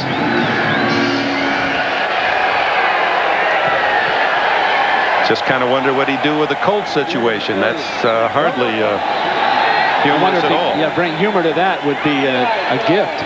End of the third, 16-0. We return after these messages from your local station. Well, it's been a chorus line for the Raiders thus far, 16-0. The land of the palm trees. Let's check the ITT 10-minute ticker. Late games. Jets now regain the lead in the third. The Meadowlands. Denver still shutting out Seattle, and Atlanta up now by 6 against San Diego. Jeff George and the Colts on third down and short, and they get the short play to Dickerson. Oh, no, it's Anthony Johnson out to the 36-yard line in the first down before Tom Benson can put the wrapper on him. 45 yards on 6 catches for Anthony. Well, they're trying to avoid the rush now by sprinting out, which makes sense. Attack the line of scrimmage with the offensive line, move the quarterback way over to one side or the other, then throw the short pass. Now, that's not, once the Raiders get a feel for that, they'll start really tightening down on the receivers. But that gave him a little more time than he's been getting. 3 wide receivers on this alignment.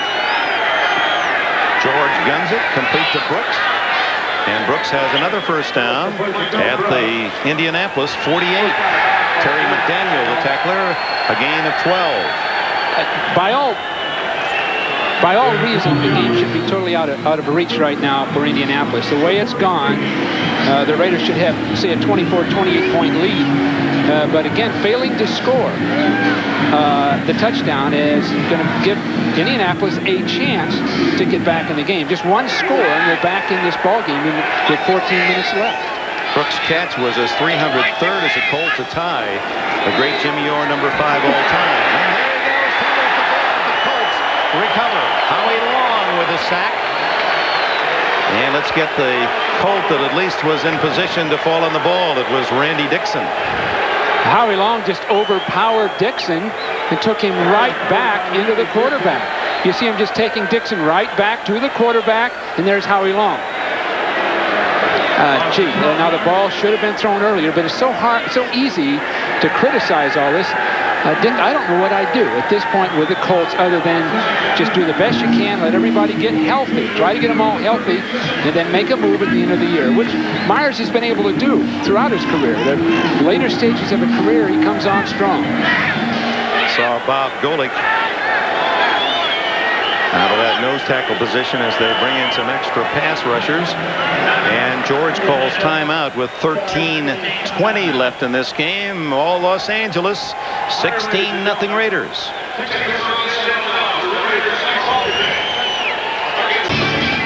A lot of history in this great arena, the Coliseum in Los Angeles. First the home of the Rams when they moved from Cleveland and won the only NFL championship this city has cheered in 1951, 40 years ago.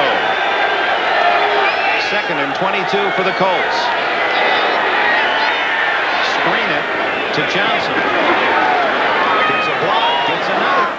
And he's all the way to the Raider 40 and a first down, a gain of 24. Beautifully done. It was a double screen. You fake a screen to the right, try to draw people, then come back and throw the screen to the left. So as you see him drop back, look at people on the one side faking over there, now coming back to the other people on the other side, so they spread that defense wide open. Now this takes some excellent running by Johnson to get that extra couple of yards to get the first down. Well executed.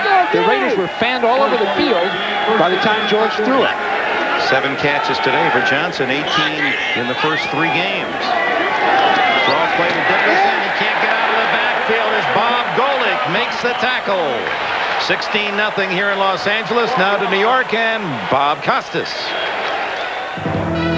Dick, the standard wisdom as to the way to upset the Buffalo Bills, control time of possession. Well, the Jets have had it about 70% of the time to this point of the game. This caps a 7-minute, 11-second drive. Ken O'Brien to Blair Thomas gave them a 17-13 lead. Moments ago, Scott Norwood hit another field goal. Buffalo draws to within 1 at 17-16 very late in the 3rd. Dick?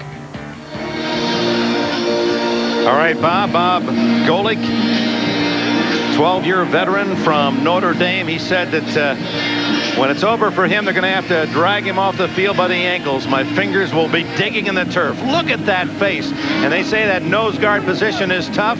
Well, just look at that face. 33-year-old Bob Golick, and compare it to the All-American Golick at Notre Dame in 1978.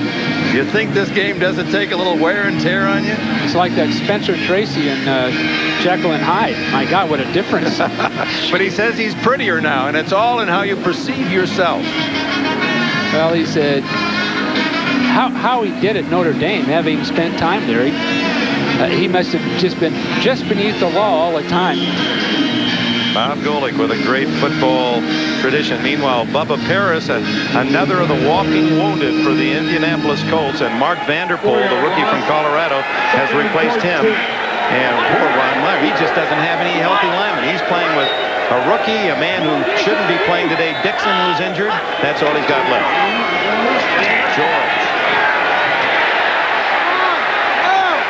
Incomplete. Almost deflected forward to Clarence Verdun out of the hands of Johnson, but the brakes aren't there for Indianapolis. Well, the Colts have made 3 major deals in the last 5 years. For Dickerson, for George, and for Fred Young, the linebacker from Seattle, giving up first-round picks in 91, 90, 89, and 88, second-round picks in 89 and 88, Cornelius Bennett to Buffalo, Rison and Hinton both to Atlanta in the George deal. Fred Young is no longer playing. They gave 2 firsts for him. So Dickerson and George for that other list. Right now, it hasn't worked out in their favor, but Jeff George is only in his 2nd year. Again, throwing off balance, and Brooks makes an acrobatic catch at the 29-yard line for a first down. George backed up and then jumped up on his right foot and lobbed the ball into the middle. And he fortunately had his man open enough that the ball fell in there. And you see people releasing outside, around now. Finally, up the field, you'll see a man coming open. The ball was almost thrown straight up in the air. Now, that it just isn't coordinated passing. Well, it shows you the kind of arm George has, because he's never really planted and thrown forcefully stepping into his throw. He's throwing balls falling back, falling sideways, and still gets them there. So it's a positive in a way. There's a lot of positive things about it. You can see people under all that pressure, and he's finding a way to get them the ball. See how he's having to maneuver, then throw. Throws underneath to Jesse Hester, and Hester's close to another first down for the Colts before Ricky Ellison can make the stop. You know, this reminds me of the Jim Plunkett scenario, where Jim was drafted by New England and had some great plays and won some games for him, doing the kind of things George is trying to do out here. But he caught up to Jim in the second and third year. He couldn't continue those things, and fortunately he ended up with the Raiders and proved to be a great football player. But George is going through this now, trying to sort of carry his team with dramatic moves and throws and efforts. One big difference, though, Plunkett would run it more and would take the hits. George, obviously, is going to get rid of the ball, much like Dan Marino. He's got a quick release. He's not going to suffer the punishment. Try to stay healthy. You're right. 10:19 left, final quarter. Back in Los Angeles, looking at the shiny pate of Greg Townsend, who as a kid lived in nearby Compton, would come here to cheer his idol, O.J. Simpson. He played for the Watts Wildcats in the Pop Warner League, coached by Kermit Alexander, the former UCLA ran play. Eric Dickerson has a first down and fumbles the ball. Is it inbounds? Is it covered? Wait for a signal. It is covered by the Raiders. Terry McDaniel. Oh my, the deepest penetration of the game for Indianapolis winds up a fumble by Dickerson, his second of the game at the 8-yard line. Well, it's just it demonstrates a state of mind, really an attitude and a state of mind. This great athlete makes beautiful plays. Ronnie Lott was trying to blitz and got himself out of position, but that ball just fell out along the way. Torn Dorn, 46. Well, that's a great name for a man who forces a fumble. Torn Dorn. Well, Dickerson just dropped the ball that time, and that's the killer. He fumbled the previous time after a nice gain. It's just a state of mind that is enveloped and consumed this team. They got to battle their way out of it. So, another scoring opportunity denied. They found every way not to. Last week they were first and goal at the 1 in Miami and couldn't knock it in. 4 tries. We understand that Robert Irsay, the owner of the Colts, has tried to fire Meyer on a couple occasions. That was reported by Will McDonough on NFL Live. He was unhappy about the offense last year, and Ron Myers had to live through all those rumors and negative talk as well, injuries, a quarterback that's inexperienced. I just don't know what you do, Dick, at this point. Ron Meyer has made an effort very aggressively, and he's taken some high-risk moves in his trades to get the impact player. The Young trade was not a good one for 2 firsts. Young was basically a special teams player, but the Dickerson-George combination you'd think could lead you somewhere. But too many other things have happened.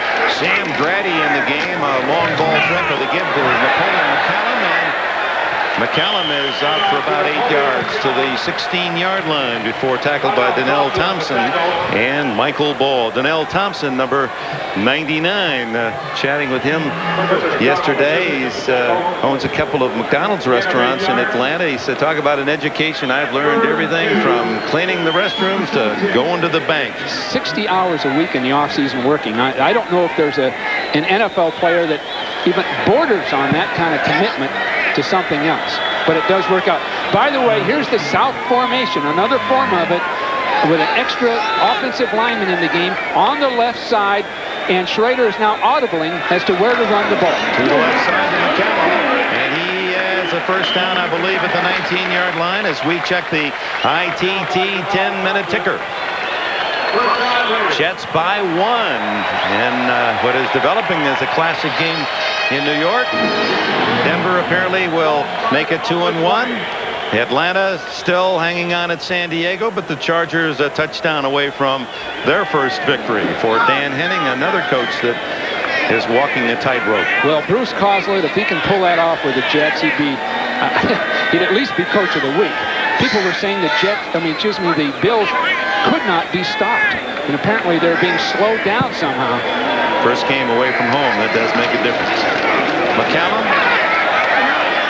out to the 25-yard line before a crowd announced as 40,287 in this giant 92,000 capacity stadium, 40,287 the attendance. Those are the number of tickets sold. We'd guess there's about 35,000 here in attendance, and that in itself is a rather shocking number in this city with this team, a team that went 12-4 last year, the Raiders. Well, now it's no huddle, and I'm sure Schrader's going to take as much time off the clock as he can before he puts the ball in play. So they line up, making it difficult to substitute another Colt defensive lineman, but he's going to run that clock right down, then snap the ball. 3 seconds on the clock. The play clock, and then McCallum bulling his way behind all that blocking power out to the 30-yard line and close to a first down. Now look for a pass to the split end to Galt on the right quickly here, because the last play, the Colts brought up Pryor, the safety man, and left Galt with a chance to go down the field. In this case, they have Grady in there in Galt's spot on the right side. So look for Schrader to go for it down the field. No one can cover Grady unless it's Carl Lewis. Now they're out of position over there, and he's looking at it right now. You can see Jay's looking right at the weak safety position. Grady on the near side of your screen. Up to give to McCallum. And McCallum on 3rd and inches is able to drive across the 30, and that's enough for a first down. Donnell Thompson and Michael Ball collaborate on the tackle. So McCallum comes into the game for Roger Craig. 5 straight carries for him and 31 yards. Well, this gives him a chance to help the team. He's been a good special teams player, but now he gets a chance to run the ball from scrimmage and spell Craig, who appeared to be sort of running out of gas. Roger had 18 carries for 54 yards. Now that's a workhorse effort. Meanwhile, Eric Dickerson, also 18 carries, 71 yards, which leaves him just shy of Franco Harris, number 4 all-time. Meaningless in light of the circumstances here today. Also, he fumbled twice. First down, McCallum right into a defense waiting for the run, and as they chew up the clock down near the 6-minute mark, leading 16-0. Thompson and Harrod with a tackle. Al Davis is a hand-picked football team.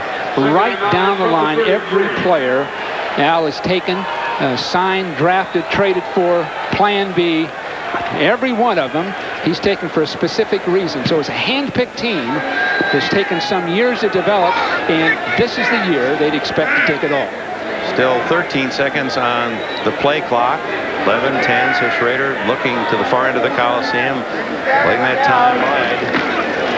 McCallum with flags down. Gets a yard maybe.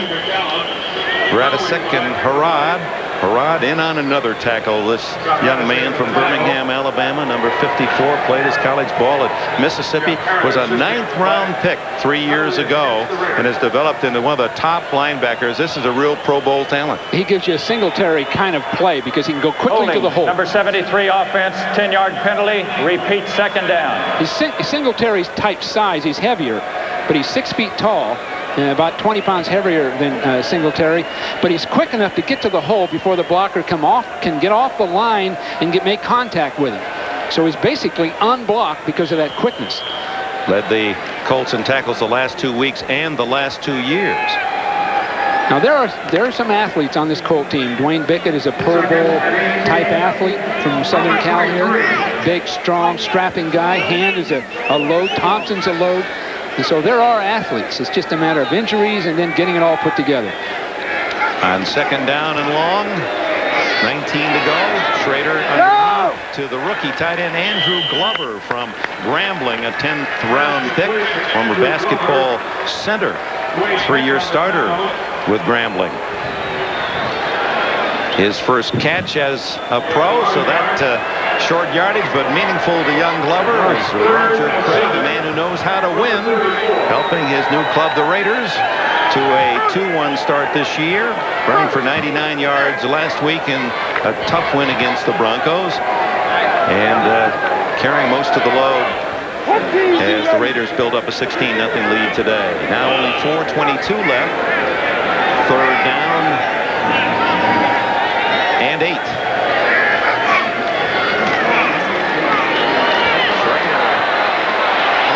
Got away and finally brought down by by Dwayne Bickett. So Bickett with his 3rd sack of the season as the quarterback Schrader flushed forward, and Bickett there to make the play. It was Harrod who was there first along with Mel Agee. Bickett picked up the scraps. Harrod waited at the line of scrimmage like a delayed blitz. My guess is he had a man to cover in the backfield, and then when he saw that man block, he blitzed and no one touched him. Nobody was near him, and Schrader had no way to protect himself. In comes Gossett with Clarence Verdun back at the 38. Verdun on the short kick. Trouble, nothing but black shirts down there, no blockers, and he gets out of bounds at the 39-yard line. Timeout, 3:43 left in this final quarter. 16-0 LA. Well, that red zone for Ron Meyer has been 20 feet of barbed wire. 3 games, and they've been inside the 20 twice. Settled for a field goal when they couldn't punch it in on 1st and goal at the 1 in Miami, and they fumbled at the 8-yard line. Dickerson today. Quarantine zone. George underneath about 9 yards. You know, coming into the game, Pankey was to be at left tackle for the Colts. He was out in the first play. Paris was to be at left guard. He was out in the 3rd quarter. Donaldson is out. Broken leg, by the way. Dixon's had to move to left guard. Call is the only player of the starting offensive line that's in the game now, and he's basically a backup football player. Dickerson hit as he caught the ball, and it is ruled incomplete. Terry McDaniel picked it up and was heading for 6. What happens? You go into almost a stupor when all these things happen. The players are moving at about 3/4 speeds, and their minds aren't set into the game. And even the coaching staff, it permeates through them. So it's a combination of all of these injuries today and going into the game. Yeah, I was a little bit surprised last night. The Colts were at our hotel that they didn't have any meetings, team meetings. Is that unusual? Don't most teams on the road have a meeting and a kind of a team meal? They just came to town and had to beat curfew, but there were no official get-togethers. Yeah, it's a different, a different format than we use in San Francisco. There's Wallace. Of course, Wallace had to do nothing but stand there, and George came over to him and fell in front of him. Wallace, who had 9 sacks as a rookie last year, gets his first of this season, the 4th today by Los Angeles. They've averaged 4 a game now, 12 through 3 games. But Wallace is this is really a fine pass rush unit when they're geared up, because Smith and Wallace on the same side. Here they come. Here's Smith. Screen to Dickerson, and it didn't fool Winston Moss, but Dickerson kicks out of the tackle and then skids out of bounds, shy of the first down at the Raider 44-yard line. Terry McDaniel, the nearest Los Angeles tackler. The Raiders have got so much talent in that defensive line, and each guy can play a role. Scott Davis gets the great push. Howie Long forces 2 people to block him. Townsend, one of the great pass rushers in the game. They can bring in Smith. Wallace, a fine pass rusher. Smith, a good young player. But the one problem they have had, as you know, Dick, they get into a run-and-shoot kind of opponent. There's Dave Adolph, who's done a fine job with it. But the run-and-shoot or wide-open type opponent have given them problems, basically, against the run. Going for it on 4th and 4. George to Johnson, and he get just enough as he backpedals out at the 39-yard line. Gary Lewis, the tackler. Well, it'd be nice for the Colts. I mean, it's going to be a long trip home anyway, at least to get something on the scoreboard. As we look at the ITT 10-minute ticker, Jets now force Buffalo to score a touchdown to beat them. Denver out of reach late, and San Diego still with hope. For those Jets, I can't believe the job that Bruce has done. Bruce Kozlik taking on that Bill team, which is very well the best team in the NFL, and they probably will prove that by the end of the year. But to take them on and play that well, just a grand job of coaching. George throwing out of bounds. Anthony Johnson, the intended receiver. If you joined us late, Schrader to Fernandez, 16 yards in the 2nd quarter, the only touchdown of the game. Jeff Jager with 3 field goals, 33, 41, and 33 yards. The closest the Colts have come to score, Biasucci missing a 37 and a 47-yard field goal, and Eric Dickerson fumbling at the 8 of Los Angeles. Well, you can act real sad on the sideline, I guess, and maybe that's your explanation. But the Colts just need to get their rear ends in gear and work hard and battle through these problems. Draw play to Dickerson. Does a good job of running. Gets to the 33-yard line. Russ Schneiderman with the statistics says that Eric Dickerson now 78 yards in 19 carries. Now, 5 years ago, that would have been 160 yards in 19 carries. Twice as many yards with the Rams related to the blocking job they had and Dickerson's abilities. George almost, no, it's incomplete. And a great effort by Lionel Washington. Oh, they are going to call that an interception. I saw the official far side waved it no good. A flag is down on the near side. I don't believe it's going to be allowed.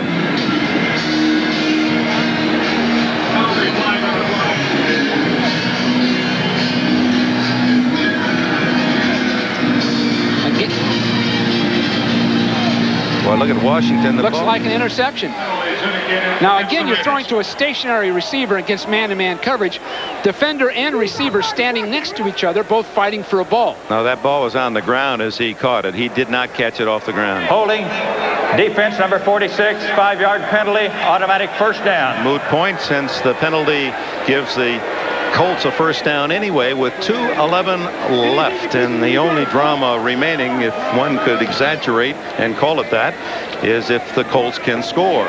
George got up slow. I lost track of him when the ball was thrown, but something had to happen around where he was standing because he was flat.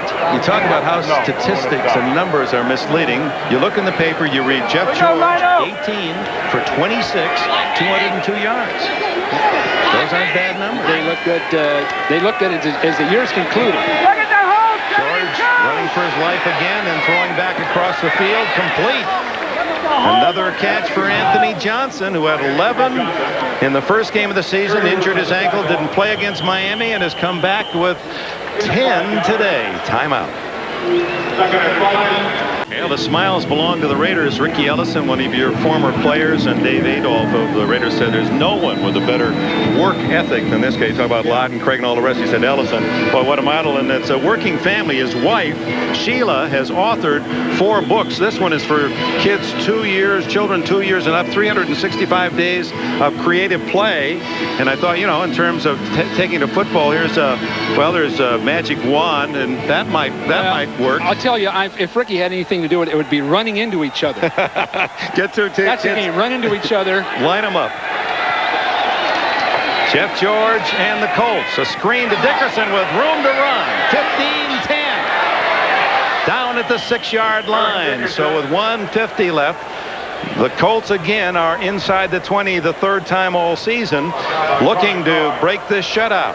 Well, as Dickerson got close to that goal line, those legs started reaching. Those knees came up. He wanted it. 18 yards on the play. That's going to place him close to number 4 all-time to pass Franco Harris. Oh, that of course on a pass. But George, and there's the new NFL rule. That would have been in the grasp a year ago, but only one hand, and he wasn't in danger. Aaron Wallace was the only man there, and he was able to throw it out of the end zone. Well, once again, they had, I'm beating a dead horse, I guess, but they had receivers hooking against man-to-man coverage. So the defender and the receiver were all standing next to each other. George had nowhere to throw the ball. Now, the concept has to change at this point on the field. You've got to get people crossing to try to get an advantage on the defender. Then if it's a zone, they can stop quickly. Might even be one of those accidental picks that you had with the 49ers. They call them brushes. Oh, brushes. Yes. On 2nd and goal, George running backwards and throws it out of the end zone again. So he's 2 for 2 out of the end zone, just not able to find room to throw. And he is either tired or took another little bump as he released that one from Greg Townsend. Well, if there are timeouts available, he should simply call one, go over and talk about what to do next. Oh, he's got a timeout. What would you, let's just say, considering the problems, injured linemen, the fact you've had trouble scoring, what is a play here? 3rd and goal at the 6. I try to get a trap play to Dickerson right now, and if it didn't work, call timeout, then throw it forward on 4th down. But I wouldn't bother to kick the field goal, and I don't anticipate that. 1:18 to go. Hit Dickerson with a trap and see if he can make it clean. Now, Ronnie Lott's right up in that hole. Here he comes out. George to Dickerson. Tackled for a loss with flags down. A loss of about 4 or 5 as they were looking for Dickerson all the way. Winston Moss Number 99 right there. George is just playing a retreating game. He just keeps giving ground and trying to throw the football. Penalty against the Colts.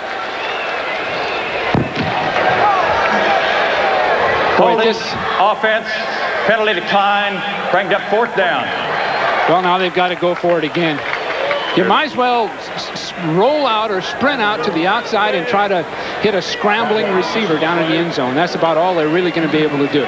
Get outside the pass rush of the Raiders and let people run around in the end zone. Why do I find myself rooting for the Colts? I know. I like to see them score just to have some measure of credibility, of dignity.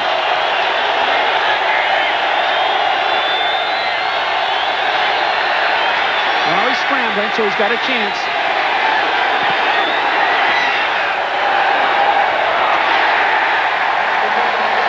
Well, that's a microcosm of the entire season for Jeff George and the Colts, who will be shut out today and will go back to Indianapolis, having scored 1 touchdown in 3 NFL games. Well, they had their chances. They had the Dickerson fumble, which really hurt. I can't say it would have changed the outcome any. Now you run around backing up, throwing. Gee. Now you can't have him do too much of that, Dick, because he develops those habits, and you can't break them later on. Ronnie Lott leading the defensive charge. Our executive producer of NBC Sports is Terry O'Neill. This game is directed by John Gonzalez, produced by John Faratzis. Our thanks to our help in the booth, Raj Schneiderman, Ron Lux, Chuck Panama, Joe Costanza, and all the men and women here in Los Angeles who had to work late hours after the college game last night. Couldn't come in to set up for our game today, video and audio, until after midnight. McCallum for short yardage. Let's pick up on news elsewhere as we go to Bob Costas in New York. And Dick, Buffalo's troubles continue. Here's the inside handoff to Thurman Thomas, so effective out of the shotgun with just this very play, but he coughs the ball up. The Jets recover. It leads to a Pat Leahy field goal. They take a 20-16 lead. But right now the Bills have the ball just inside midfield. Plenty of time left, driving for a possible go-ahead score. We'll switch your audience to that game as soon as the Colts-Raider game is over. Dick? Okay, so don't wander away from Los Angeles. We will be going to New York. Tom Hammond, Joe Namath are covering that game for NBC, the Jets and Buffalo. So as soon as the final gun sounds here, and it's just seconds away. In fact, Schrader needs only to take 1 snap and kneel down, and this one's over. It's over. 10-9-8. So the Los Angeles Rangers go 2-1, 16-0 as we take a look at today's Canon camcorder replay of the game. Well, not much. We didn't have to hunt today. There was only 1 touchdown, and here it is. Second quarter.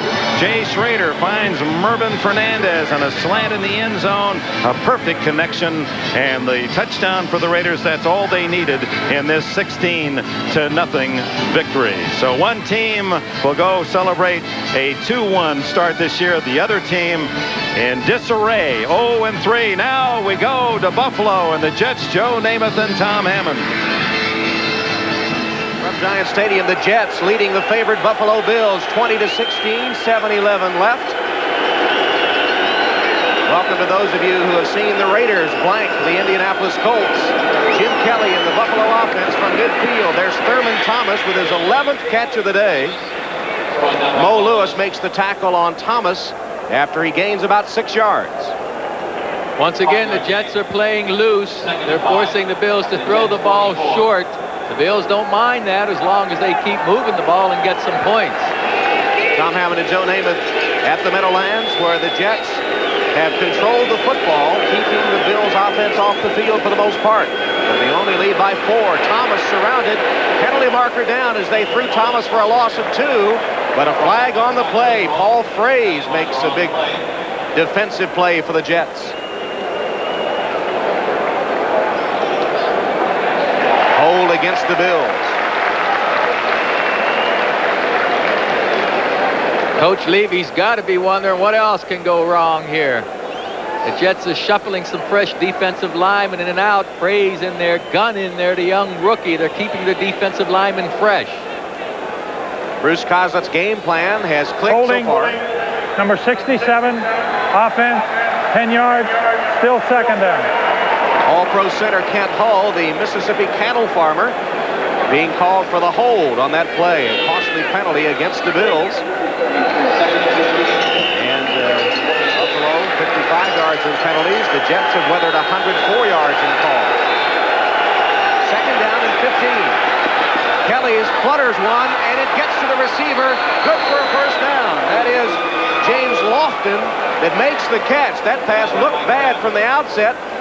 It looked good in the stats as Kyle Clifton appeared to have a chance to intercept. It gets through to Lofton. Oh, reliable. Look at James hold on to that ball. He found the dead spot in that secondary, and Kelly delivered. Fourth catch of the day for the 35-year-old Lofton. First down, Bills. Kelly throws short. Tight end McKellar stopped for a gain of maybe a yard on the play. Well, it'll depend on where they mark his forward progress. They'll give him about a 3-yard gain. James Hasty covering McKellar.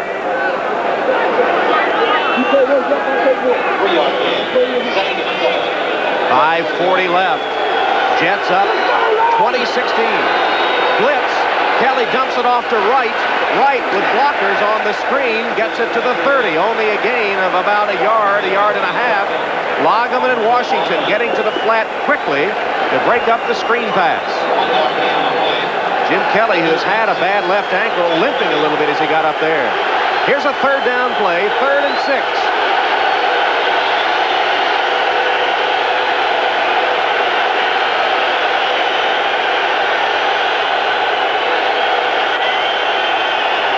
Kelly's pass, broken up, intended for Reed. James Hasty. They say he is as good as anybody in the league in man-on-man coverage. Great position on Andre Reed that time. I tell you, I'll be shocked if the Bills don't try a field goal here. Hasty makes a good play. But folks, there's 5 minutes left on the clock. The Bills are bound to get the ball back. I don't understand why they don't go for the field goal on this play, knowing that they can get the ball back. 4th and 6 for the Buffalo Bills, and Kelly calls for a timeout. And maybe they'll have second thoughts about going for it on 4th and 6 from the Jet 30-yard line. And even 5 minutes left in the game, and New York bidding for the upset, leading the Buffalo Bills 20-16. Reason I like the field goal here, Tom, they make the field goal. I know it's not guaranteed, but if they make the field goal, they're only 1 point down with about 5 minutes left in the game. Their defense, the Bills' defense has been doing all right. They stopped the Jets the last time. I think the Bills are going to get the ball back, and then they'd have an opportunity to win with another field goal. If the Bills don't pick this thing up right here and the Jets run some time off the clock, the Bills are going to be forced to score a touchdown because a field goal will not win the game for the Bills, nor even tie it. And of course, Scott Norwood missed his last field goal attempt. Perhaps that factors into the thinking. But James Hasty making a big defensive play on that third down pass. Here's what Bruce Coslett said to the New York media about James Hasty facing the Buffalo Bills. He doesn't quake in his boots for anybody, and he has gone against great players today, and he has risen to the challenge for the most part. High praise from Coach Bruce Coslett for James Hasty. Also, by the way, was praised for the opposition, the Bills. Buffalo going for it. 4th and 6 from the Jet 30. Jets lead 20-16, 5 minutes left. Kelly's pass, complete. Lofton, first down, Buffalo. That's terrific. I mean, James Lofton broke that thing to the outside. The timing by Kelly was near perfect. He went to the clutch man that time. Lofton makes the catch once again. 5 receptions, 78 yards for Lofton. That was his biggest of the day. Spot the ball at the Jet 20-yard line. Clock shows 4.5 minutes left. Bills looking for a go-ahead score. They trail by 4. Kelly complete to Thomas, just short of the 15-yard line, out of bounds by Lewis and Stargell. Thurman Thomas done most of his damage on the receiving end today. He is the NFL leader in yards rushing and receiving. That was his 12th catch for 99 yards.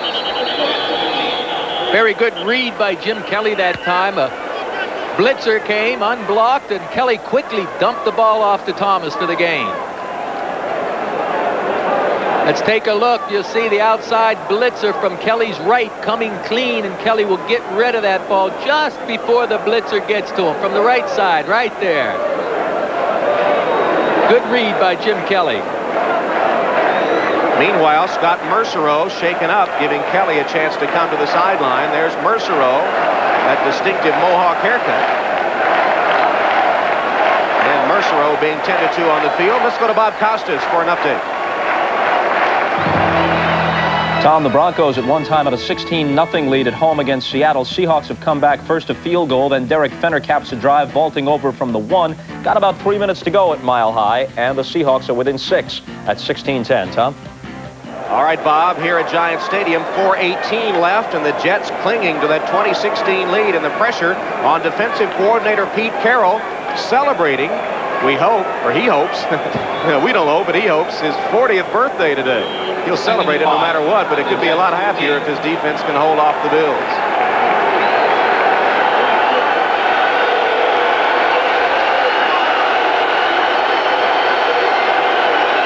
Kelly has a 2nd and 5.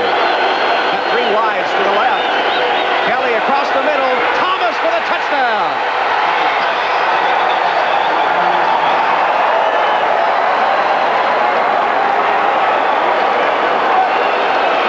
You can keep this Bill offense quiet a little bit, I guess, but not for this whole game. I mean, Coach Levy had confidence in his offense getting that touchdown. That's why they turned down the field goal attempt. And sure enough, Kelly finds Thomas in the end zone for the 6. What a weapon is Thurman Thomas, and Jim Kelly using him to good advantage today. Thomas has over 100 yards in receiving today and has caught 13 passes. Here's Scott Norwood for the point after.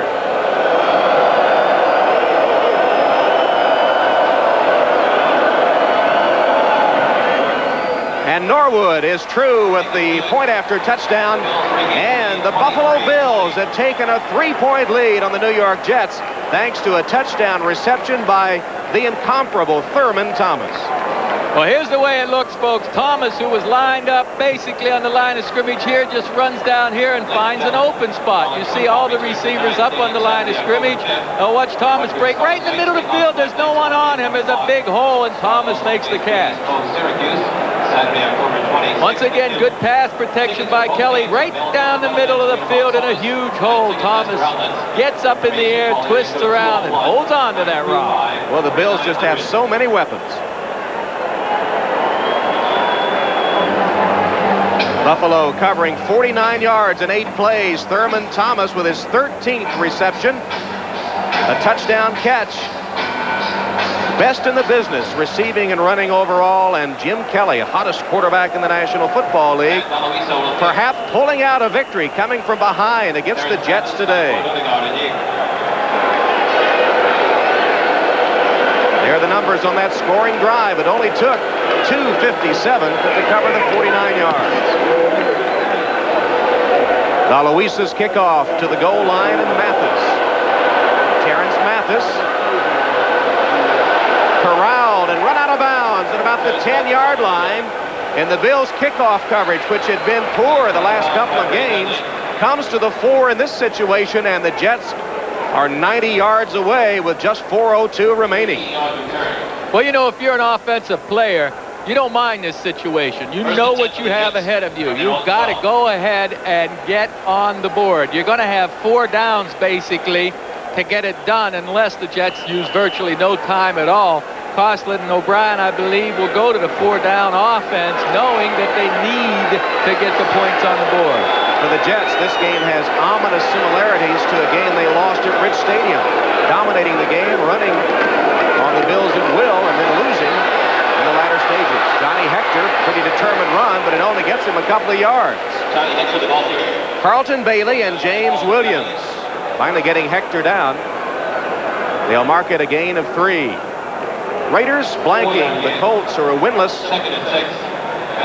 As Bob Costas told us, the Broncos lead now only 6.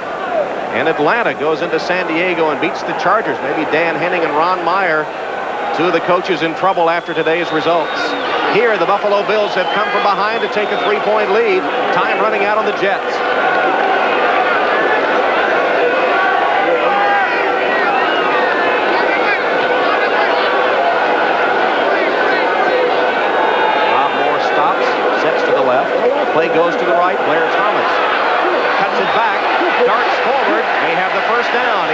close to the 25-yard line. 3 minutes remaining now. And there is an injured Buffalo Bill player as the clock stops. 2:59 left. Well, those of you tuning in for NBC's Premier Week lineup, it'll be coming your way right after football. Premier Week on NBC, starting with the Adventures of Mark and Brian at the conclusion of the football game, followed by Erie, Indiana, Man of the People with James Garner, Pacific Station, and the movie Problem Child. Premier lineup coming your way on NBC tonight, starting at the conclusion of the game. I tell you, I'm going to check out that Problem Child, too. I got Jessica at home, who's 5 years old, and she's far from a problem, folks, but we may be able to learn something from this program. Well, we've gotten the injured player yet, still trying to identify the injured Buffalo Bill. I think it's the rookie defensive end, Phil Hansen. It is Hansen, number 90. Boy, the leg injuries that we've seen just in this game alone, it seems like 4 or 5 of them we've had players on the field because of leg injuries. All right, let's check in for other NFL action now and go to Bob Costas for an update. Bob? In San Diego, Tom, the Atlanta Falcons end their 19-game road losing streak as the game comes to a close. John Carney of the Chargers could have tied it. He misses from 47. He missed 3 field goals on the day, although all of them were 45 yards or better. So Atlanta is 1-2, and San Diego is 0-3, losing on their home field to the Falcons, 13-10. All right, Bob, here at the Giants Stadium, 2:59 remaining. Buffalo has taken a 3-point lead on the Jets. Tony Stargell, number 45, saw the Bills drive down and score the go-ahead touchdown a moment ago, and now Kozlitz's offense still with a chance to win or tie, but a long ways away. Look at the difference in clinching points, fourth quarter points. Buffalo 42, the Jets 19. And of course, last year at Rich Stadium, the Bills pulled out one against the Jets. This telecast presented by authority of the National Football League and intended for the private use of our audience. Any rebroadcast or other use of the telecast without the express written consent of the New York Jets and the National Football League is prohibited. This game the property of the National Football League, New York Jets and Buffalo Bills, all rights reserved. Hansen walking gingerly to the sidelines.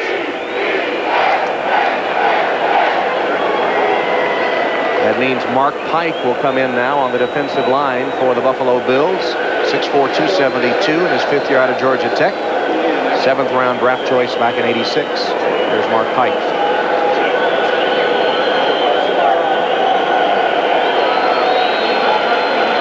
Well, the Bills know what they need to do, Tom. They need to stop the Jets from getting in the scoring position. The Jets have 2:59 left on the clock. Plenty of time to get in position if they just keep their cool and work their offense. First down at the 25 for the Jets. They have 3 timeouts left. O'Brien with a blitz. They pick it up, and he delivers it complete. Al Toon gets about 5 yards. He went to one knee to make the reception as O'Brien dodged Leonard Smith, who was coming on a blitz. J.D. Williams finally made the tackle. And another injured player, it's Al Toon. This could be a big blow to the New York offense here for the final 2 minutes plus.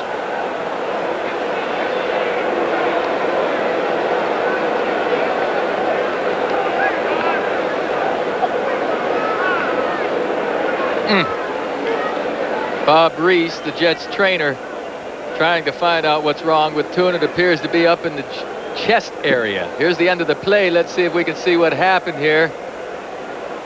Unless he fell right on the football in that area around the armpit or chest area. Let's take a look. Watch how Toon falls. He seems to have injured his chest, and he falls right on that ball. That's the only 2 things that I ever disliked about pro football, really, were losing and getting hurt. I mean, that's awful. The only 2? Yeah, that's the only 2 that really were a drag. Here's another one. Hansen with the leg injury.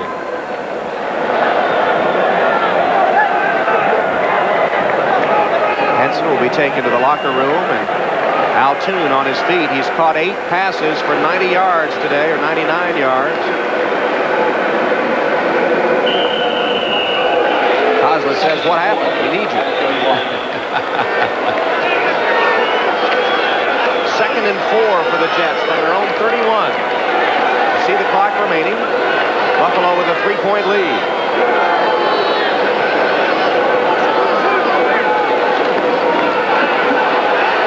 O'Brien dumps it off short to Blair Thomas.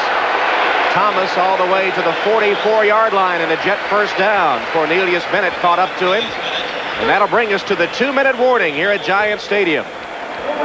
We've got a timeout for the 2-minute warning as the Jets try to catch the Bills. Buffalo leading the Jets by 3 with 2 minutes left. Joe Pat Leahy's longest career field goal, 55 yards. Knowing that, what do the Jets do as far as play calling here? All their timeouts remaining. Well, O'Brien will be patient. He'll try to hit some underneath stuff. He has plenty of time, plus his 3 timeouts left out there. So O'Brien's going to try to pick that Bills defense. The Bills, on the other hand, are going to try and come up with a blitz. The Bills should try to put pressure on Kelly with some kind of a blitz. First down play for the Jets. It's a play-action pass. O'Brien, Moore can't get it. Diving attempt. O'Brien went down in the teeth of the rush. Cornelius Bennett on top of him. The best pass defense there is pressure on the quarterback. And you watch, you see Cornelius Bennett getting in here because Moore is wide open. And because Cornelius Bennett put that pressure on O'Brien, he misfired. Bennett has been a force defensively in the second half for Buffalo, their most consistent defensive performer, and single-handedly has held the Jets at bay on a couple of drives. 1:55 left.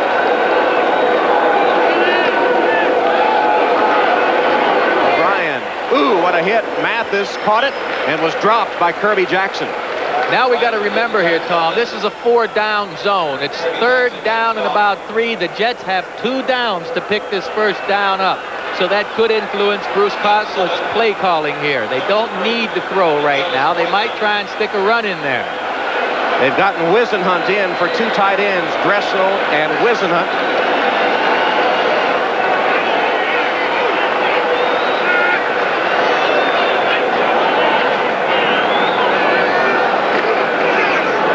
O'Brien rolls, incomplete, intended for Wisenhunt. There's a flag down.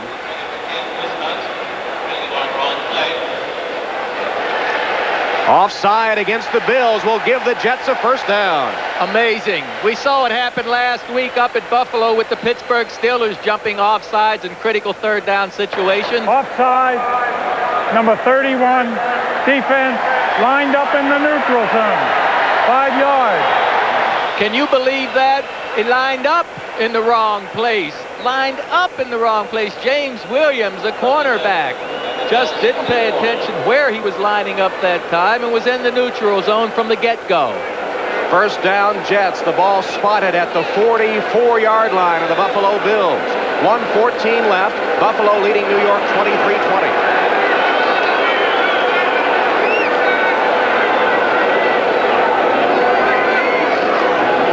And to Hector. Caught from behind as he takes it to the 40-yard line. 4-yard gain by Johnny Hector. Leonard Smith on the tackle. And now the Jets call for a timeout, stopping the clock at 1:05 as Pat Leahy, oldest player in the NFL, perhaps hoping for a chance to tie it. Timeout.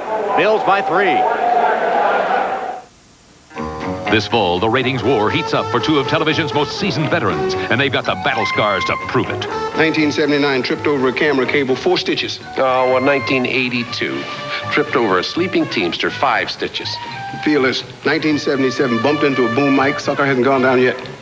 1977, actress bit me. You have her number? Oh, yeah. James Garner in Man of the People. Robert Guillaume in Pacific Station. Tonight on NBC. Tom Hammond and Joe Namath, Giant Stadium. Buffalo 23, the Jets 20. 1:05 left.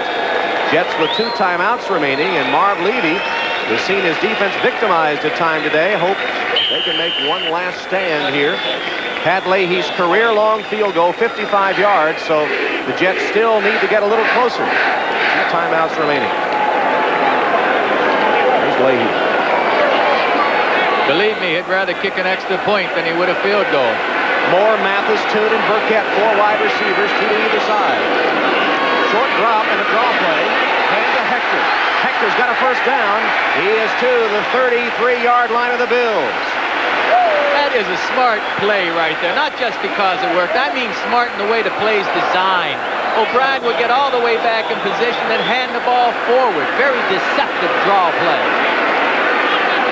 Bills have 8 players up at the line of scrimmage. O'Brien's going for the end zone. Nobody even close. Mix-up in that call as Moore broke his pattern short. O'Brien threw it long. Stops the clock at 35 seconds. Well, James Williams did a fine job on Moore over there that time. Williams, the cornerback, had Moore one-on-one, and he just stopped Moore from going deep. He kind of confused Moore and O'Brien. There's James. Good coverage that time. The ball is at the 33-yard line. It would still be about a 50-yard field goal. 2nd and 10 for Kozlitz Jets. 35 seconds left. The Jets still have 2 timeouts. 21 and 34 on the day. Again, 4 wide.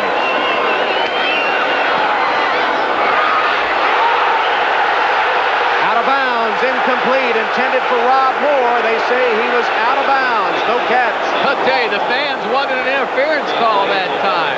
Williams seemed to be making contact before the ball gets there. Let's take a look. Oh, my goodness. He got away with one that time because I tell you, this is a worse bump than the one they called on Stargell. I mean, he's all over him. That's a mugging. But I'll tell you what, the Bills got away with one that time, folks. Oh, J.D. Williams can thank his lucky stars on that one. He should have been whistled for pass interference. Instead, it's 3rd and 10 for the Jets.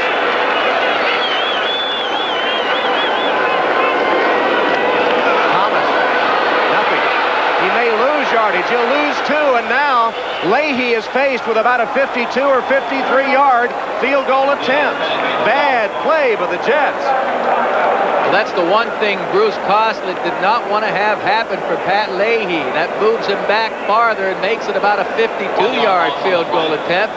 39, 49, and another 7. It's good. Hey, this is going to be a long try. 5 of 22, 50 yards or more for Pat Leahy. At 40 years old, the oldest player in the National Football League. For 18 years, he's been kicking. Going to be about a 51-yard attempt, Tom. 51 yards. Pat Leahy to tie. 23 seconds left.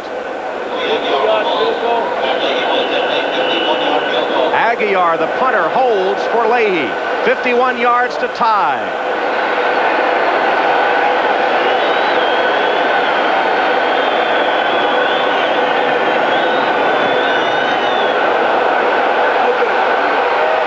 And well short and offline.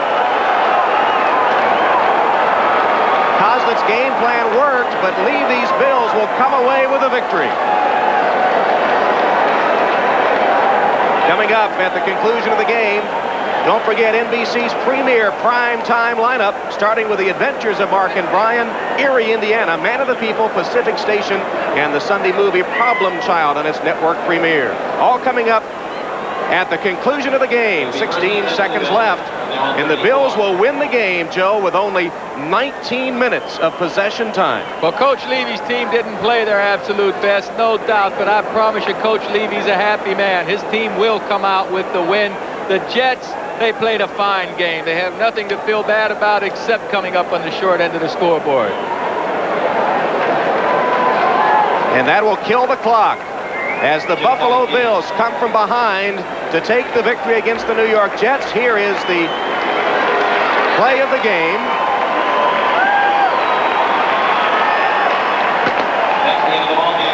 Leahy missed what could have been a tying field goal from 51 yards.